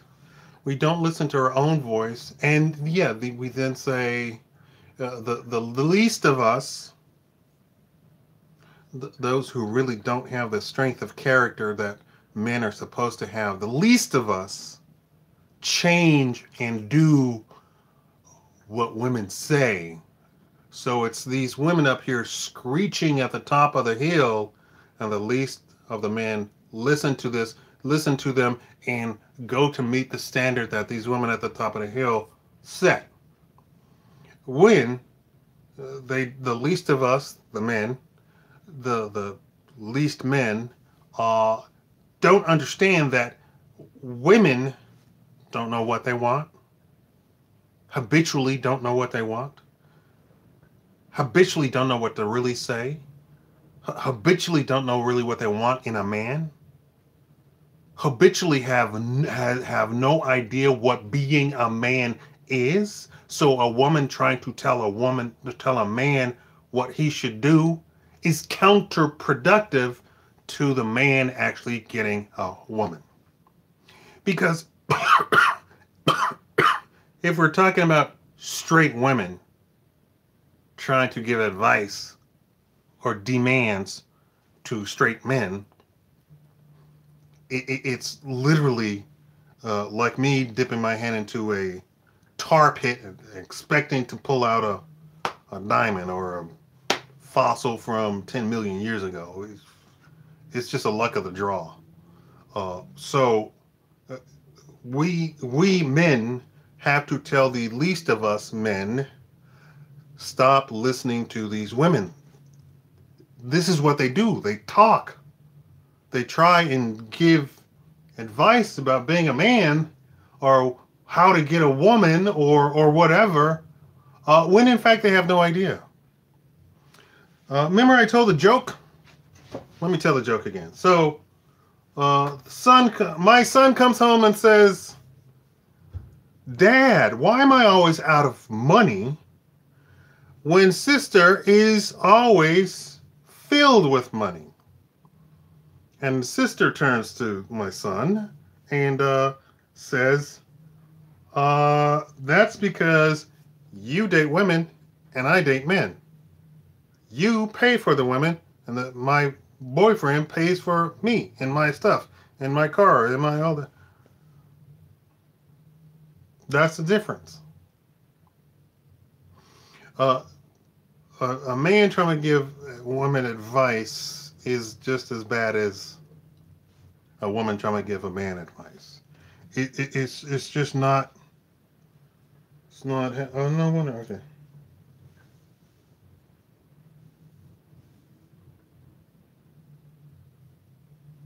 Right. We have to get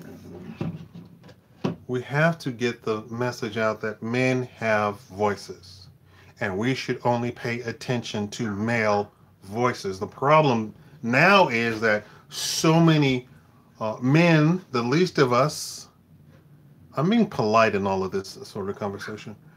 So many men who are the least of us have so listened to women for so long that they have lost their voice. They have lost their way. They have no idea of how to be a man.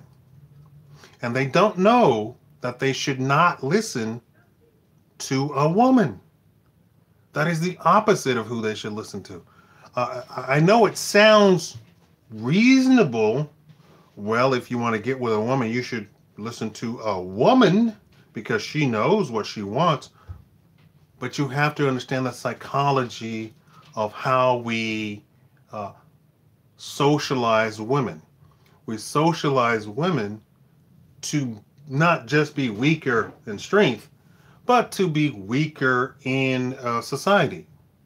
Because the woman is supposed to expect things coming her way. And because she is the bearer of the children, that people are supposed to do stuff for her. But we're in a different age now. We're in a different time period now. Millennials are not gonna get married, don't want to date, don't want to have children. Millennials, all of them, men and women, don't want to date, don't want to get married, don't want to have children. Millennials. So the whole benefit of being a woman is now taken out of the picture. So you can no longer listen to women talking about this is what I want. You literally, for millennials, the only attitude that you need is to be a pickup artist because that's it. What do you want? You want to go outside?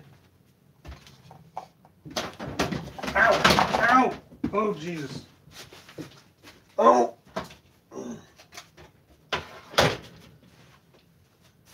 You want to go outside or do you just want to be next to me? What do you want? You want to go outside? What do you want? Okay, I guess you want to go outside. Hold on. Hold on. Don't run me over. Okay, hold on. Hold on, back up. Hold on.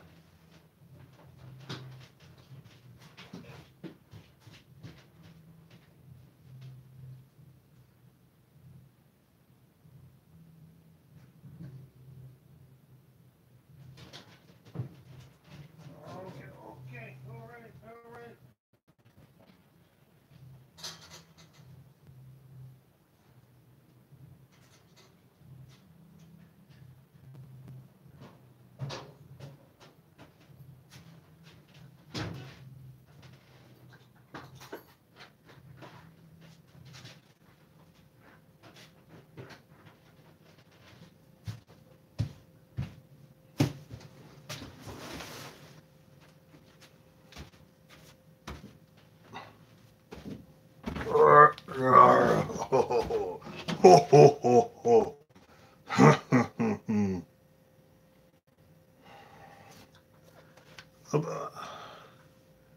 But as far as pickup artists are concerned, as far as millennials are concerned, that's the only voice they need to be listening to. As far as in dealing with women,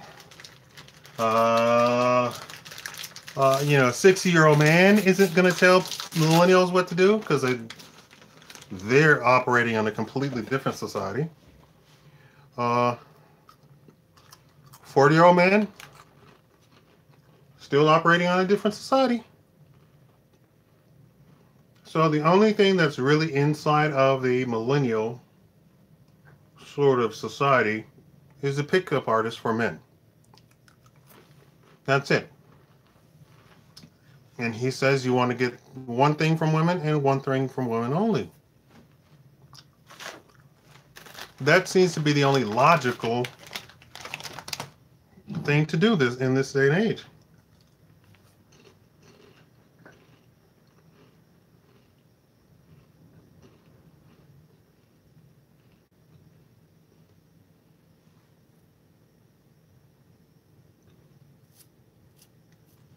The bad men out there? What do you mean the bad men?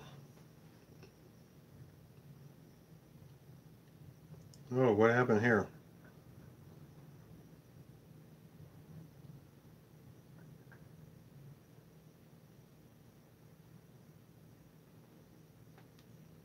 I'm reading all the stuff that the YouTube has what do you call it?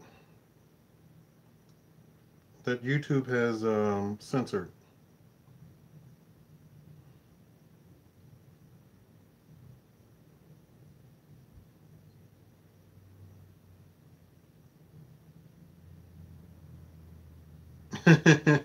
Snips.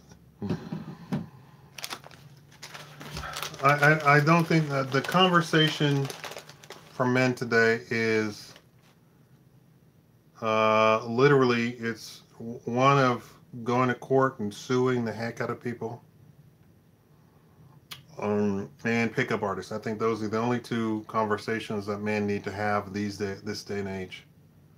They don't need to talk about jobs. They don't need to be talking about anything because we need to sort of sit back and wait for the dust settle on these robots that are going to remove all of these jobs, as far as especially these office jobs that these women think they really got a hold of too. I just saw a report that said that the majority of these office jobs that are dominated by women are going to be gone. The AI is going to take care of them, and the robots are going to take care of them. And they're only going to keep around anybody who really just absolutely says, I cannot stand listening to a robot. But Google's got an answer for you there. Let's go into my robot report. It's time to make up music. It's time to light the light. It's time to have the sun. Going to watch the show tonight. Bum, bum, bum. Okay. Welcome to the robot section. So, Google has already rolled out AI that sounds exactly like a human.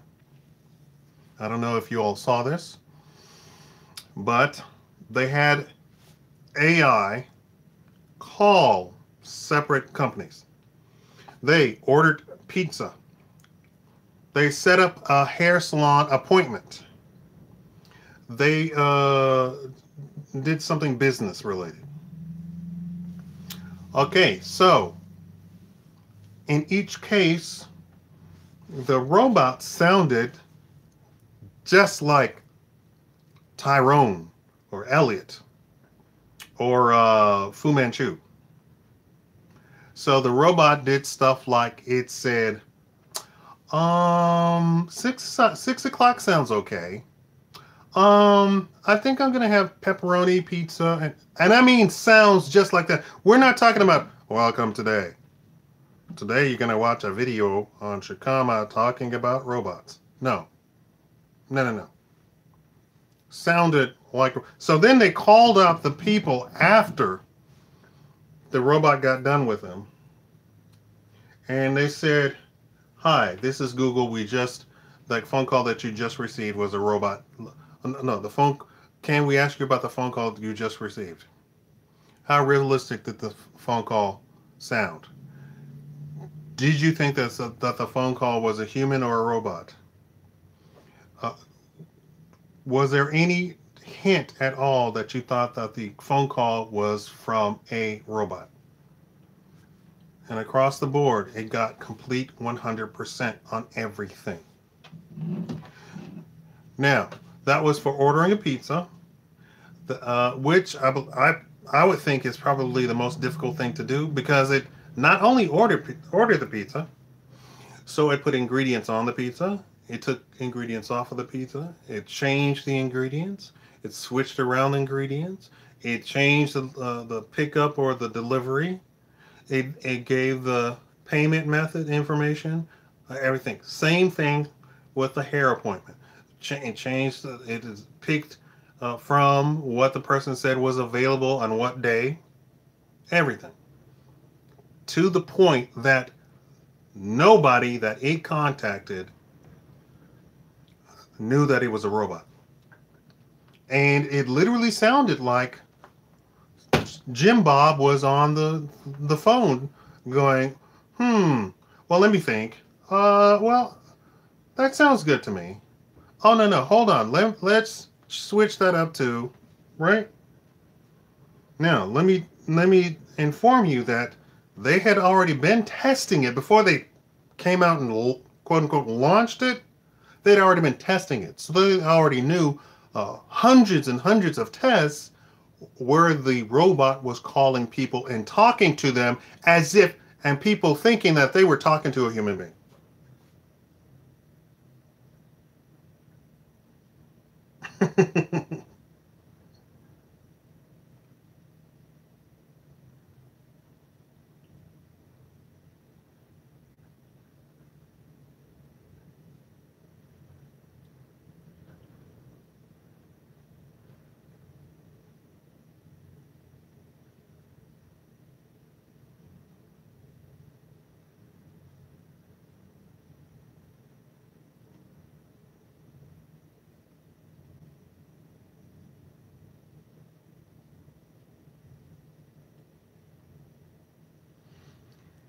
So,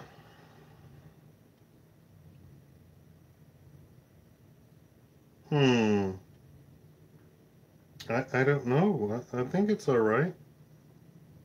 I don't think there's.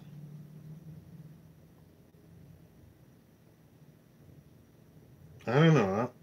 I'm just gonna hide everything that YouTube says is bad. Oh, Miss Chibi says something too.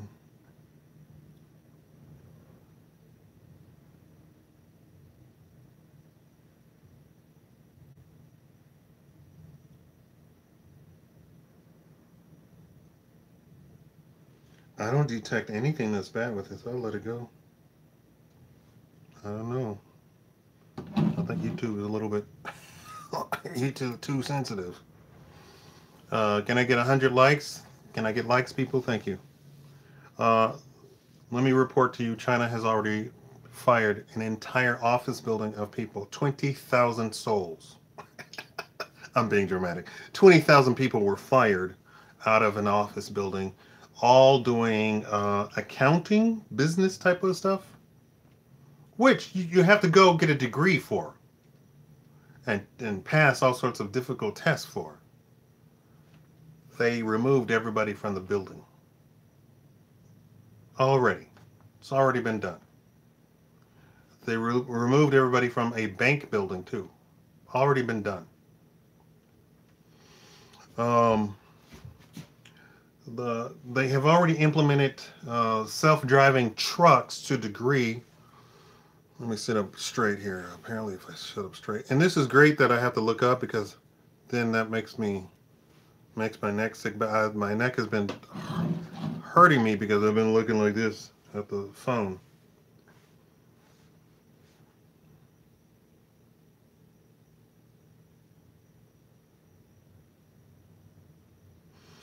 Um, William Hell says, Shakaama, what are some good careers that the robots can't do yet? Um, I literally have to sit down and revamp my entire thing. Now they said that robots will have 700 million jobs, and by 2030, so that's very close, right? 700 million jobs, uh, and they said, I hope that's a win. It sounded like somebody was opening my door. uh, so I really have. So I took truck driver off my things. If you're already a truck driver, you should be fine. Uh, in the future, but they already have implemented um, auto driving trucks to the degree that they have even implemented laws that says you can drive on the highways with the automatic truck, but when you're in the city limits, you have to switch to a human being because of the stuff that happened with the automated cars and stuff like that. And so in the city limits, you have a human being. Well, the human being is just driving inside of the city, which takes like 15 minutes. You hit the city limits, you go to the depot, you empty the truck, and you leave the city limit, and that's it, right? You don't earn any money like that. And so literally, they have the driver sleep in the truck while the automated truck is driving. And then when it comes to city limits, he wakes up, drives for 15 minutes. That's crazy. That's not a job. So I have to revamp my entire list of stuff. I mean, they've gotten to the point where they're taking out lawyers. I know you all don't care about that, but the lot of point of the lawyer is that he's very creative and he knows the whole law. Well, a robot might know a law, but he's not very creative. So you'd have to be super creative. This is what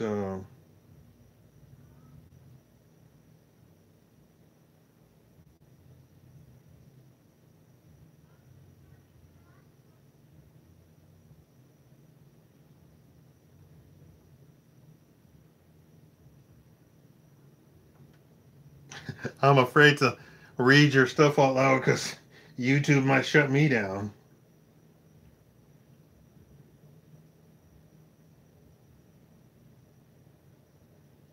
Yeah, did you all see the video of the when the man called the police and the woman switched the story around? He says, "Oh yeah, he was in it." Uh, she switched the story, but before the police even got to her, he said, "I'm the one who called you.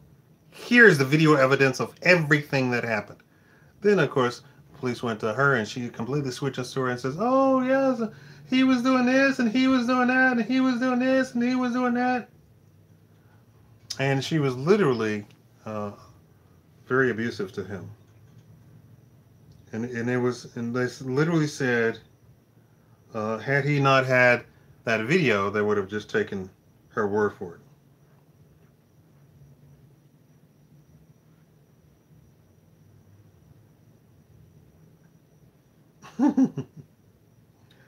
uh, Eurus the East Wind. Change that one word around because YouTube is censoring your uh, your thing here. Who's this?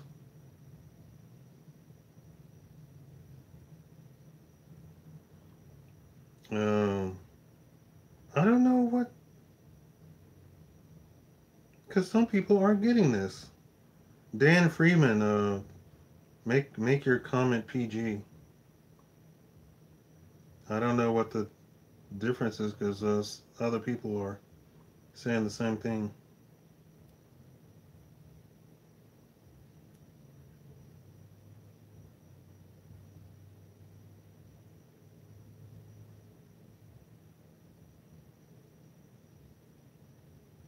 They must Duluth cops, but so by court order they must assume the man is the aggressor.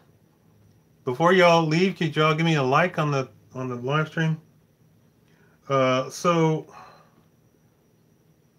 jobs are in jeopardy, but they have already said the most jobs in jeopardy are the ones that mostly women occupy. So it seems like all of the dangerous jobs are not in jeopardy by being taken over by robots. However, a lot of the dangerous jobs now, men are using tiny robots or something to go and do some of the stuff for them. So it's not that they're taking the job; it's that the job is kind of switching around, right? And it seems that seems to be the way of a lot of stuff. Now that's what I have to. I'll do some research and I'll come back to you all and I'll make a 2018 top 10 jobs to have. Hit the like button, guys.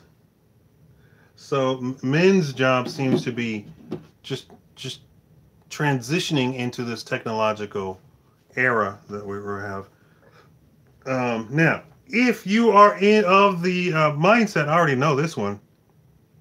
If you are the a mindset to be in construction, especially home construction, well, I guess it applies. I guess it applies. If you are an interior person, your job is fine.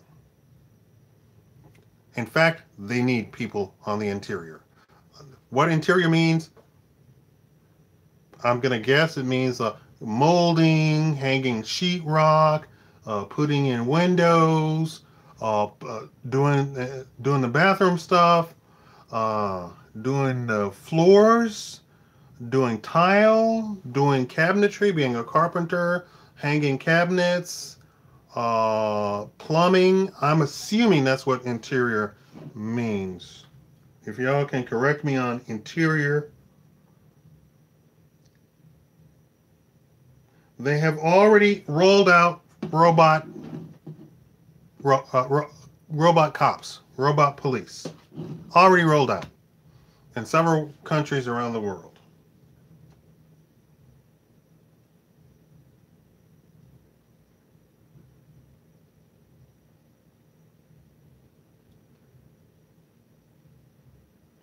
Is there a shortage? Well, the trucks,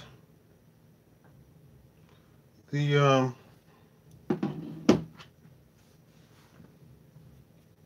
as far as truck drivers goes, they are automating and automating and automating and automating. And every time you look around, they have even automated Ubers in force now. Automated.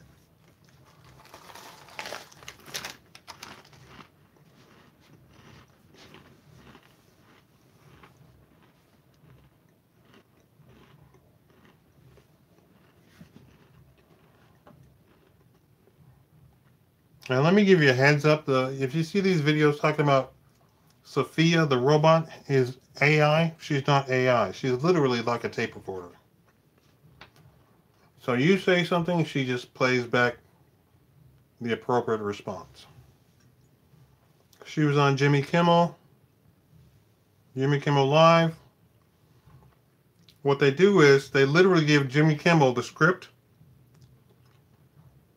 then they roll her out, and Jimmy Kimmel does the script and he reacts, "Oh my God, really? Oh wow."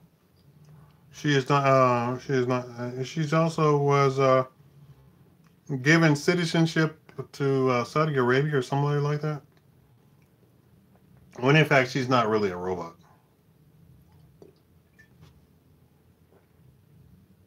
Any concept of what you and I think is a robot, that's not what she is at all. Not even close. Now, let me say this. I'll say this in the robot video I'm going to do. The United States robotics people have come out and said, you will not have robots in the United States like you have in Asia. And let me stick a thumbtack into that. China specifically has dedicated the government to launching China into the lead for technology. That's phones, that's robotics, that's computers. Like it has the first what do you call it? Computer. I know somebody in here is a computer person.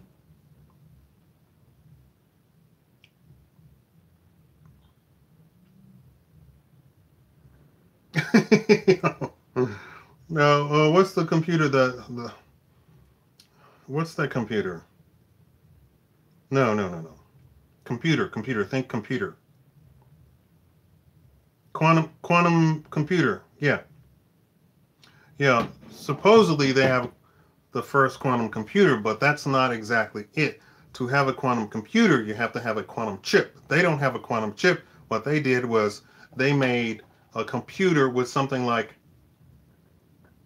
10,000 chips in it, which by itself is crazy to begin with, but in reality, it's not a quantum chip. So in California, they have what they believe is a quantum chip. And they have it under super duper security, and you can't get into the building, and then you can't get past a certain door, and then they have a vault, and then you go into the vault, and there's a complete refrigeration area, and then they have another safe, and you open up the safe, and that's completely refrigerated to approaching 0 degrees Kelvin, and they have that chip sitting there. It's just like the if you watched Bleach the anime, it's like the Horcool box. and so that's supposedly a quantum chip. And instead of the thinking going like 1 plus 1 plus 1 plus 1, it's 1, which means it thinks all at once. Do you know your brain is more like that than it is like the computers of today? Terminator. So I keep hearing stuff in my damn house. So China says that it has a quantum computer, but it just has an amazing computer.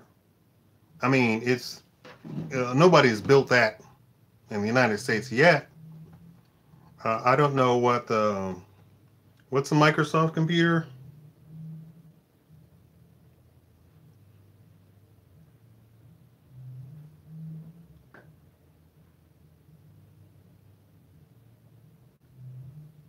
Um, uh, the computer that went on to Jeopardy.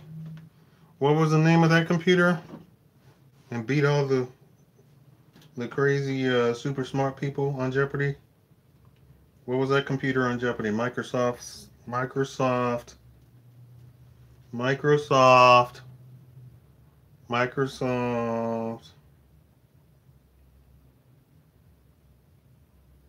Me, stacked memes? What? Deep Blue? Was it Deep Blue?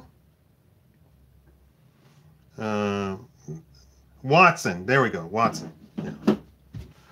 Okay. So even Watson doesn't pales in comparison to the Chinese computer.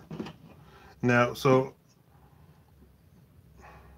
it's unfortunate that we the way our system is truly capitalistic. So we don't take taxpayer money and give it to a private company. We're not supposed to. We're not going to mention the Federal Reserve. Um,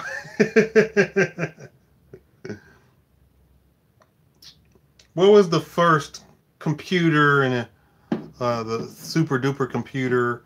And they showed pictures, and there was a whole room of just servers and stuff like that, which is what I need to make some of that good Bitcoin.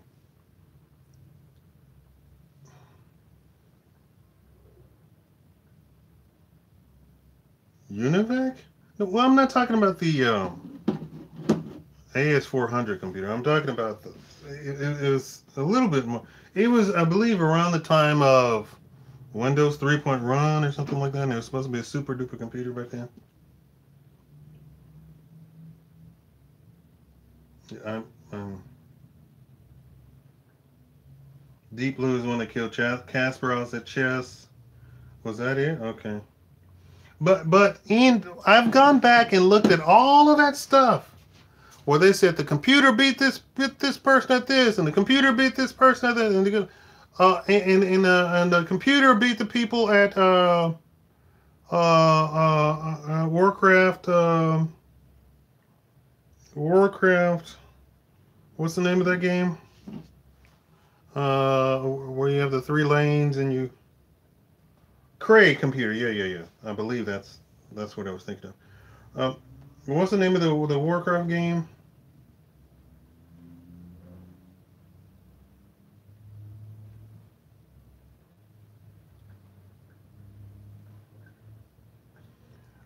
What's the Warcraft game? Come on. No, it's not Legends of League of Legends. It's the other thing. No, not World of Warcraft. No. Not it. Okay, so it's like League of. Was it League of Legends? It was League of Legends. Okay, and they beat not Ninja. Whoever. What was his name? I got Ninja on the brain now. Beat the guy at League of Legends, and they said the guy whose name was I know, Ninja does Fortnite. This guy does League of Legends. What was his name? Come on, stop lagging. Like it's your fault. uh,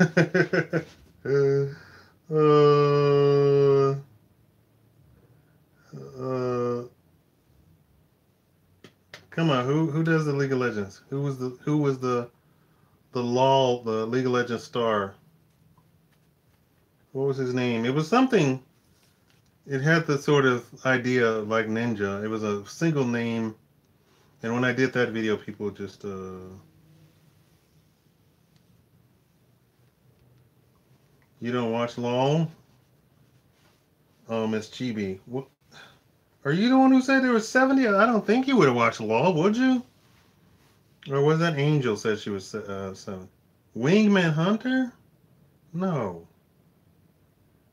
Somebody else. It was like a one name person, one name guy. And I announced it. I said, "Oh, um, you're out. Why are you out? Did you leave me a like? Yoda is online now. Yeah. 21. Who's Yoda? Well, y'all won't give me likes, so I can't get up to 100 people. Actually, I did get to 100 people the other day. Is Bitcoin a buy? I have not looked at Bitcoin since the disaster. Well, not the disaster, but the up and the down. And then the news came out, but the news always comes out and says anything. What I should look at. What's the? Do you have a chart that says a 52-week low? Rel, it holds the prime note. What? What are y'all here for? I talked to my dog so much that I now talk to like insects flying around. Mm. You can't say the last word. TSA trash.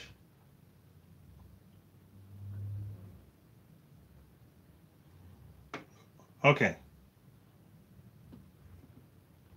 6K people watching in LOL. Okay, I'm specifically talking about. Anyway, so the guy who beat Kasparov on chess. I mean, the robot. The thing about the chess against the robot. The thing about the Go game against the robot. The thing about the League of Legends robot beating the guy in Hero. All of those are not. None of those were created in the form that you or I would think of. Joe beat John. What it was they said in these parameters, which are like this, you have to play in. Now go. And of course the robot went do do do do do do because it's a robot, and the human couldn't quite keep up with do do do do do. That doesn't say that the human is less than the robot in that particular game or in that particular instance. What it simply means is you utilize the computer in such a way that is advantageous to the computer. Uh, the average, like you said, the average Korean in StarCraft is gonna almost act like da da da da da da to Americans because Americans don't go da da da da da da.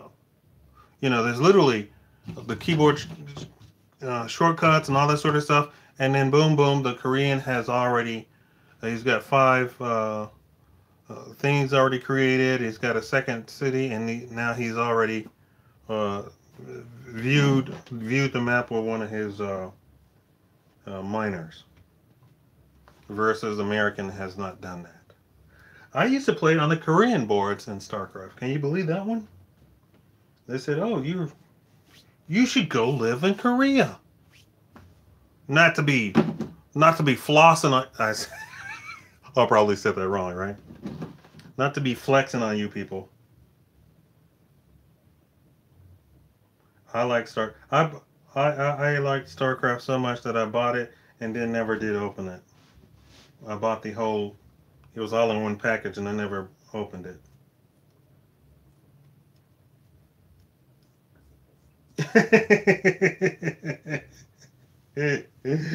Oh, Freeman, you're funny.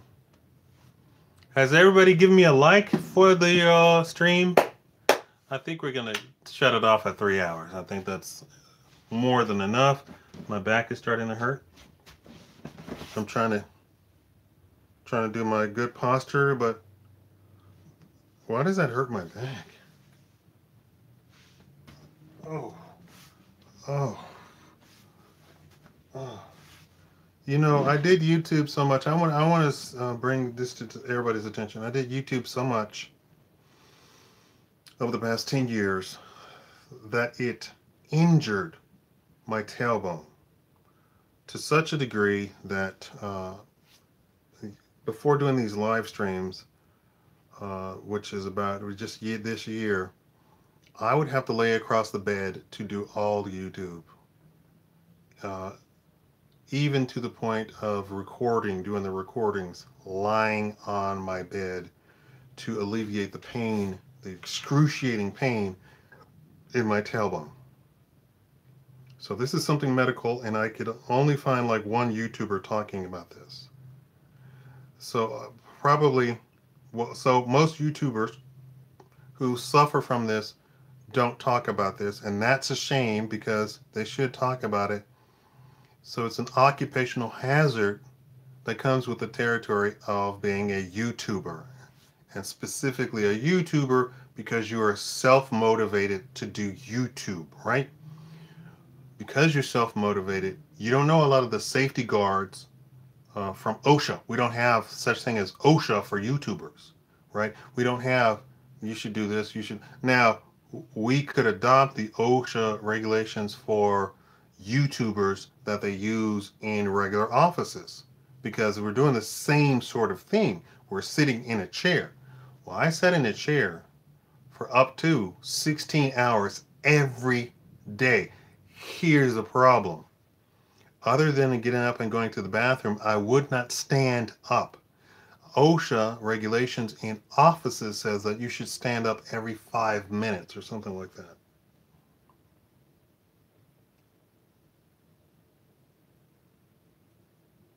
Yeah, that's a lot of chair, and I had no idea and it was only until such time that I had such pain in my tailbone that I started looking for the why and how to cure it.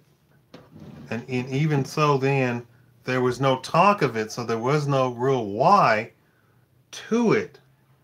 And when I asked the doctor, he says, Did you fall down? Did you did you jump down? Did you injure? Were you on a bike? Did you fall over? Did you? And the stuff that they were talking about doing to me in my tailbone, it's unchristian. Because there's only one entrance to your tailbone, if you know what I'm talking about. But that's for people who have injured your tailbone. The actual thing that I'm talking about is all of the little nerves that are attached to your tailbone become pinched, which then pinches all of the vertebrae in your back, and it starts inducing pain. So has nothing to do with you injuring your tailbone because you haven't injured it.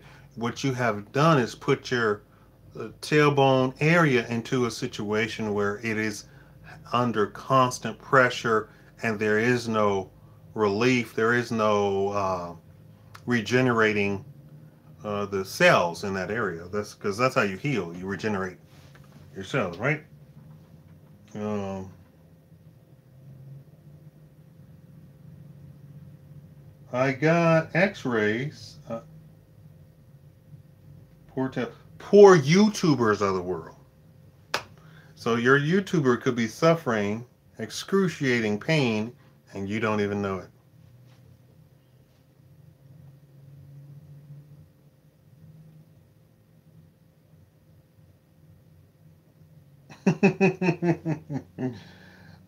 So,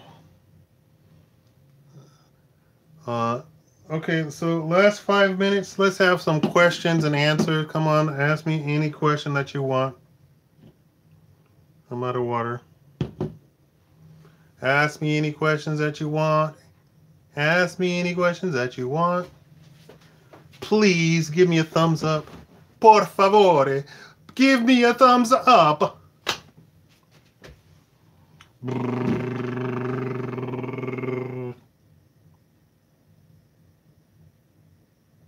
How long till CNN is off the air? Although that sounds funny, it sounds like a joke. I believe they're being propped up. I believe 90% of TV is being propped up. I don't believe that they make as much money as they need to be making. And I think channels like OWN and right, is that how you say it? One news organization. Um, what's the purpose of life? Is actually to have children and replace yourself, and then teach the children everything that you learn, that you know. And you're supposed to infuse that into the children, and so that by the time you get to your great grandchildren, they are super geniuses. What happens? You're stopped from infusing all of that stuff into your child, and then actually they decrease the IQ. Have you taken a look at those studies? Have you taken a look at those studies to see how IQ goes down as children get older? Okay, what else? About some of the aspects of Christian. I can't talk about that. Broderick Black, I can't talk about that on YouTube.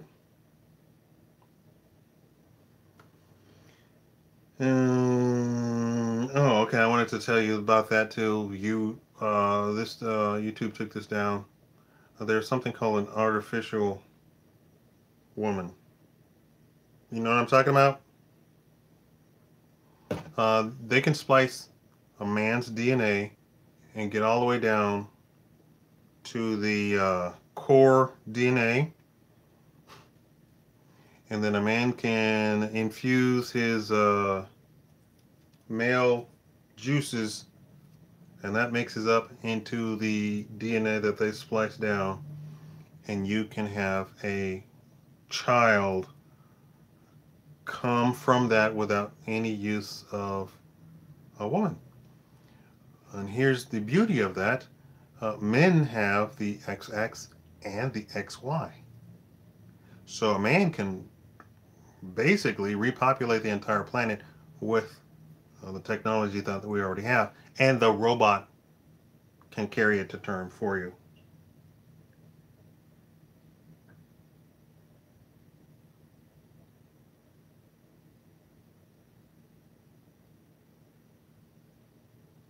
I like that. A child is an arrow shot into the future.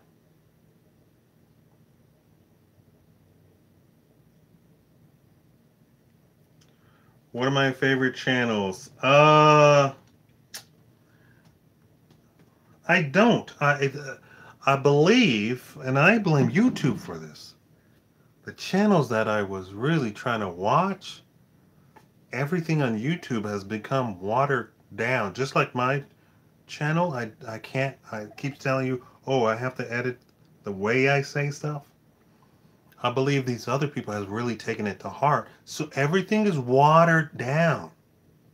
Nothing's really funny because they can't really say anything super funny. A lot of humor is dark. A lot of stuff that we found funny is dark. It's sarcastic.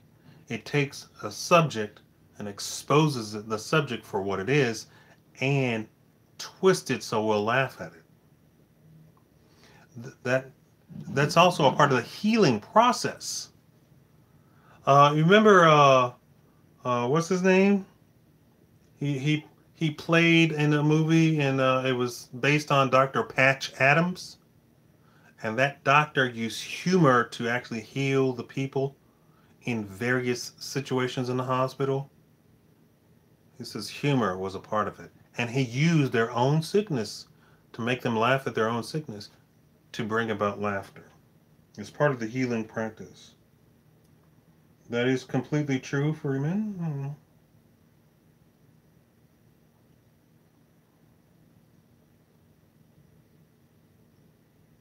I forget the name of that movie.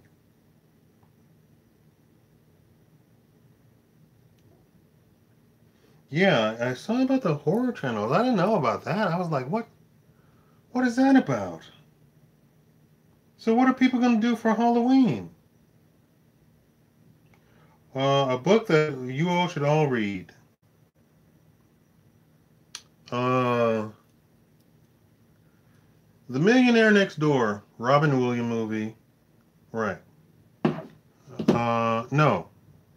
It was Robin Williams, but it was not. It was Dr. Patch Adams. It was healing people. You're talking about a different movie. Um, the Millionaire Next Door. I have I have it somewhere. I was thinking about care packages the other day. You reading my mind or something? Let me get a PO box and then I'll do that. Uh,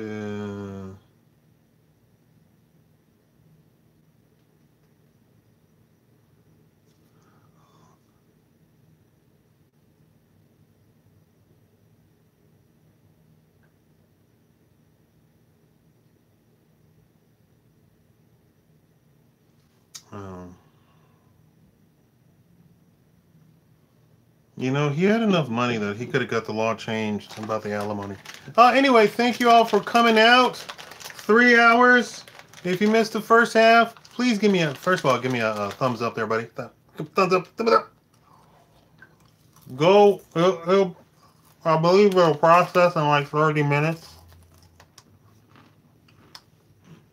And it'll be up and running. Uh, I hope that I kind of brought out the sadness of talking about fathers who are not allowed to see their children. And then I saw one where the child was mad that the father was never around when he was growing up, and the father was trying to tell him that he wasn't allowed to be around, although he had wanted to be around, and they just says, no, you weren't around our child, never want to see you again. And that happens a lot because I've heard it a lot.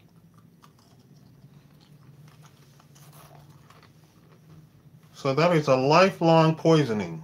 Lifelong.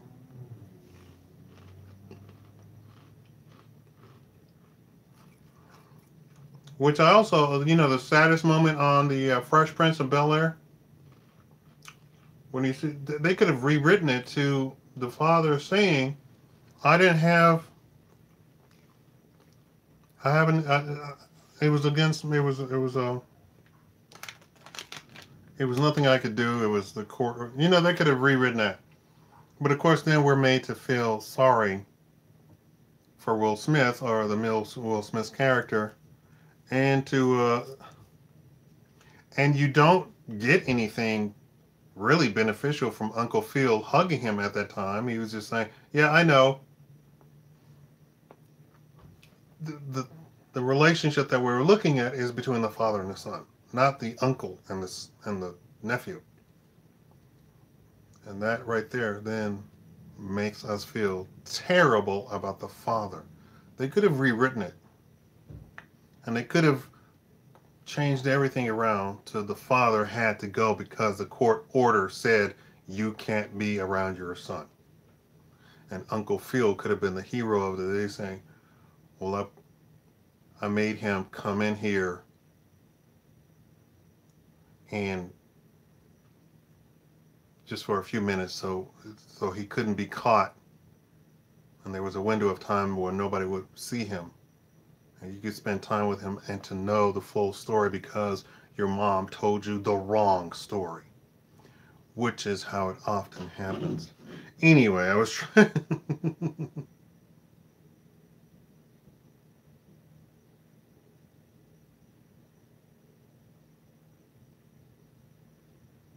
you can, of course, donate to me. Patreon.com/Shakaama or PayPal.me/Shakaama. Probably you should do it more so PayPal.me. Because then I get the money.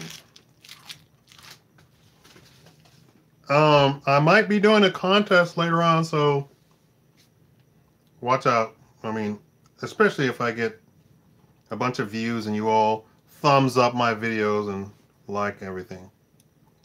I appreciate all of the big responses. YouTube finally updated everything, and I did in fact have 60,000 subscribers. Thank everybody for that. The next push, of course, is going to be for 100,000. And I believe that's the first time you get a badge from YouTube. Although they said that if they don't like you, they won't give you a badge, no matter how many subscribers you get.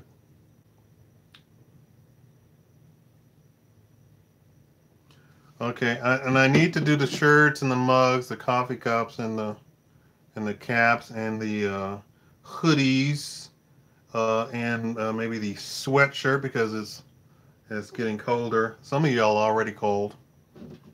I'm not really cold, as you can tell. I'm over here sweating.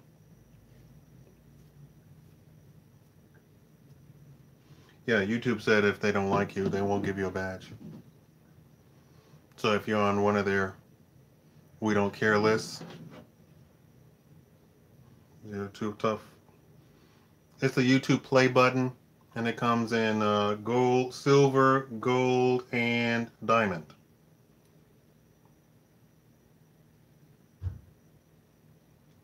Yeah, I just need my. The thing is, the whole point of this thing was to me do something, not just depend on a politician. Because a politician, no matter what you do, after a while, if you say, "Yeah, I'm going to set up a fund, I'm going to do a politician, I'm going to set up a fund," the politician takes all the money. And they say, "Well, it's just that our budget was bad this time around, and so we use that money." Since Social Security, ring a bell? Medicare?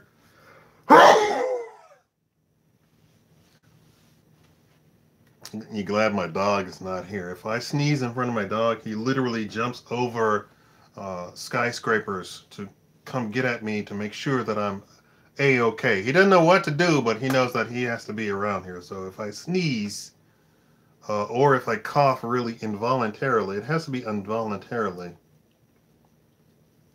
he will come running. He'll jump on a counter and then tackle me.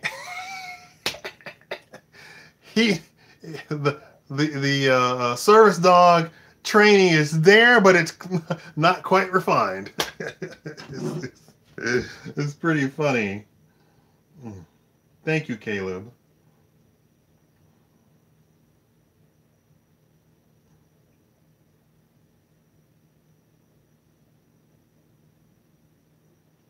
Why would it cost you $20? Sneezing is the body reaction. It's not the you reaction. Anyway, I gotta go. Like the video, like the thumbs up the stream. Thank you guys. I've really enjoyed this. I do like this whole interaction, and I like comments. Go back and try and watch as much as you can, and leave comments on the stuff that you see in the live stream. Thank you so much. I think we ran off all the women, huh? You people ran off the women.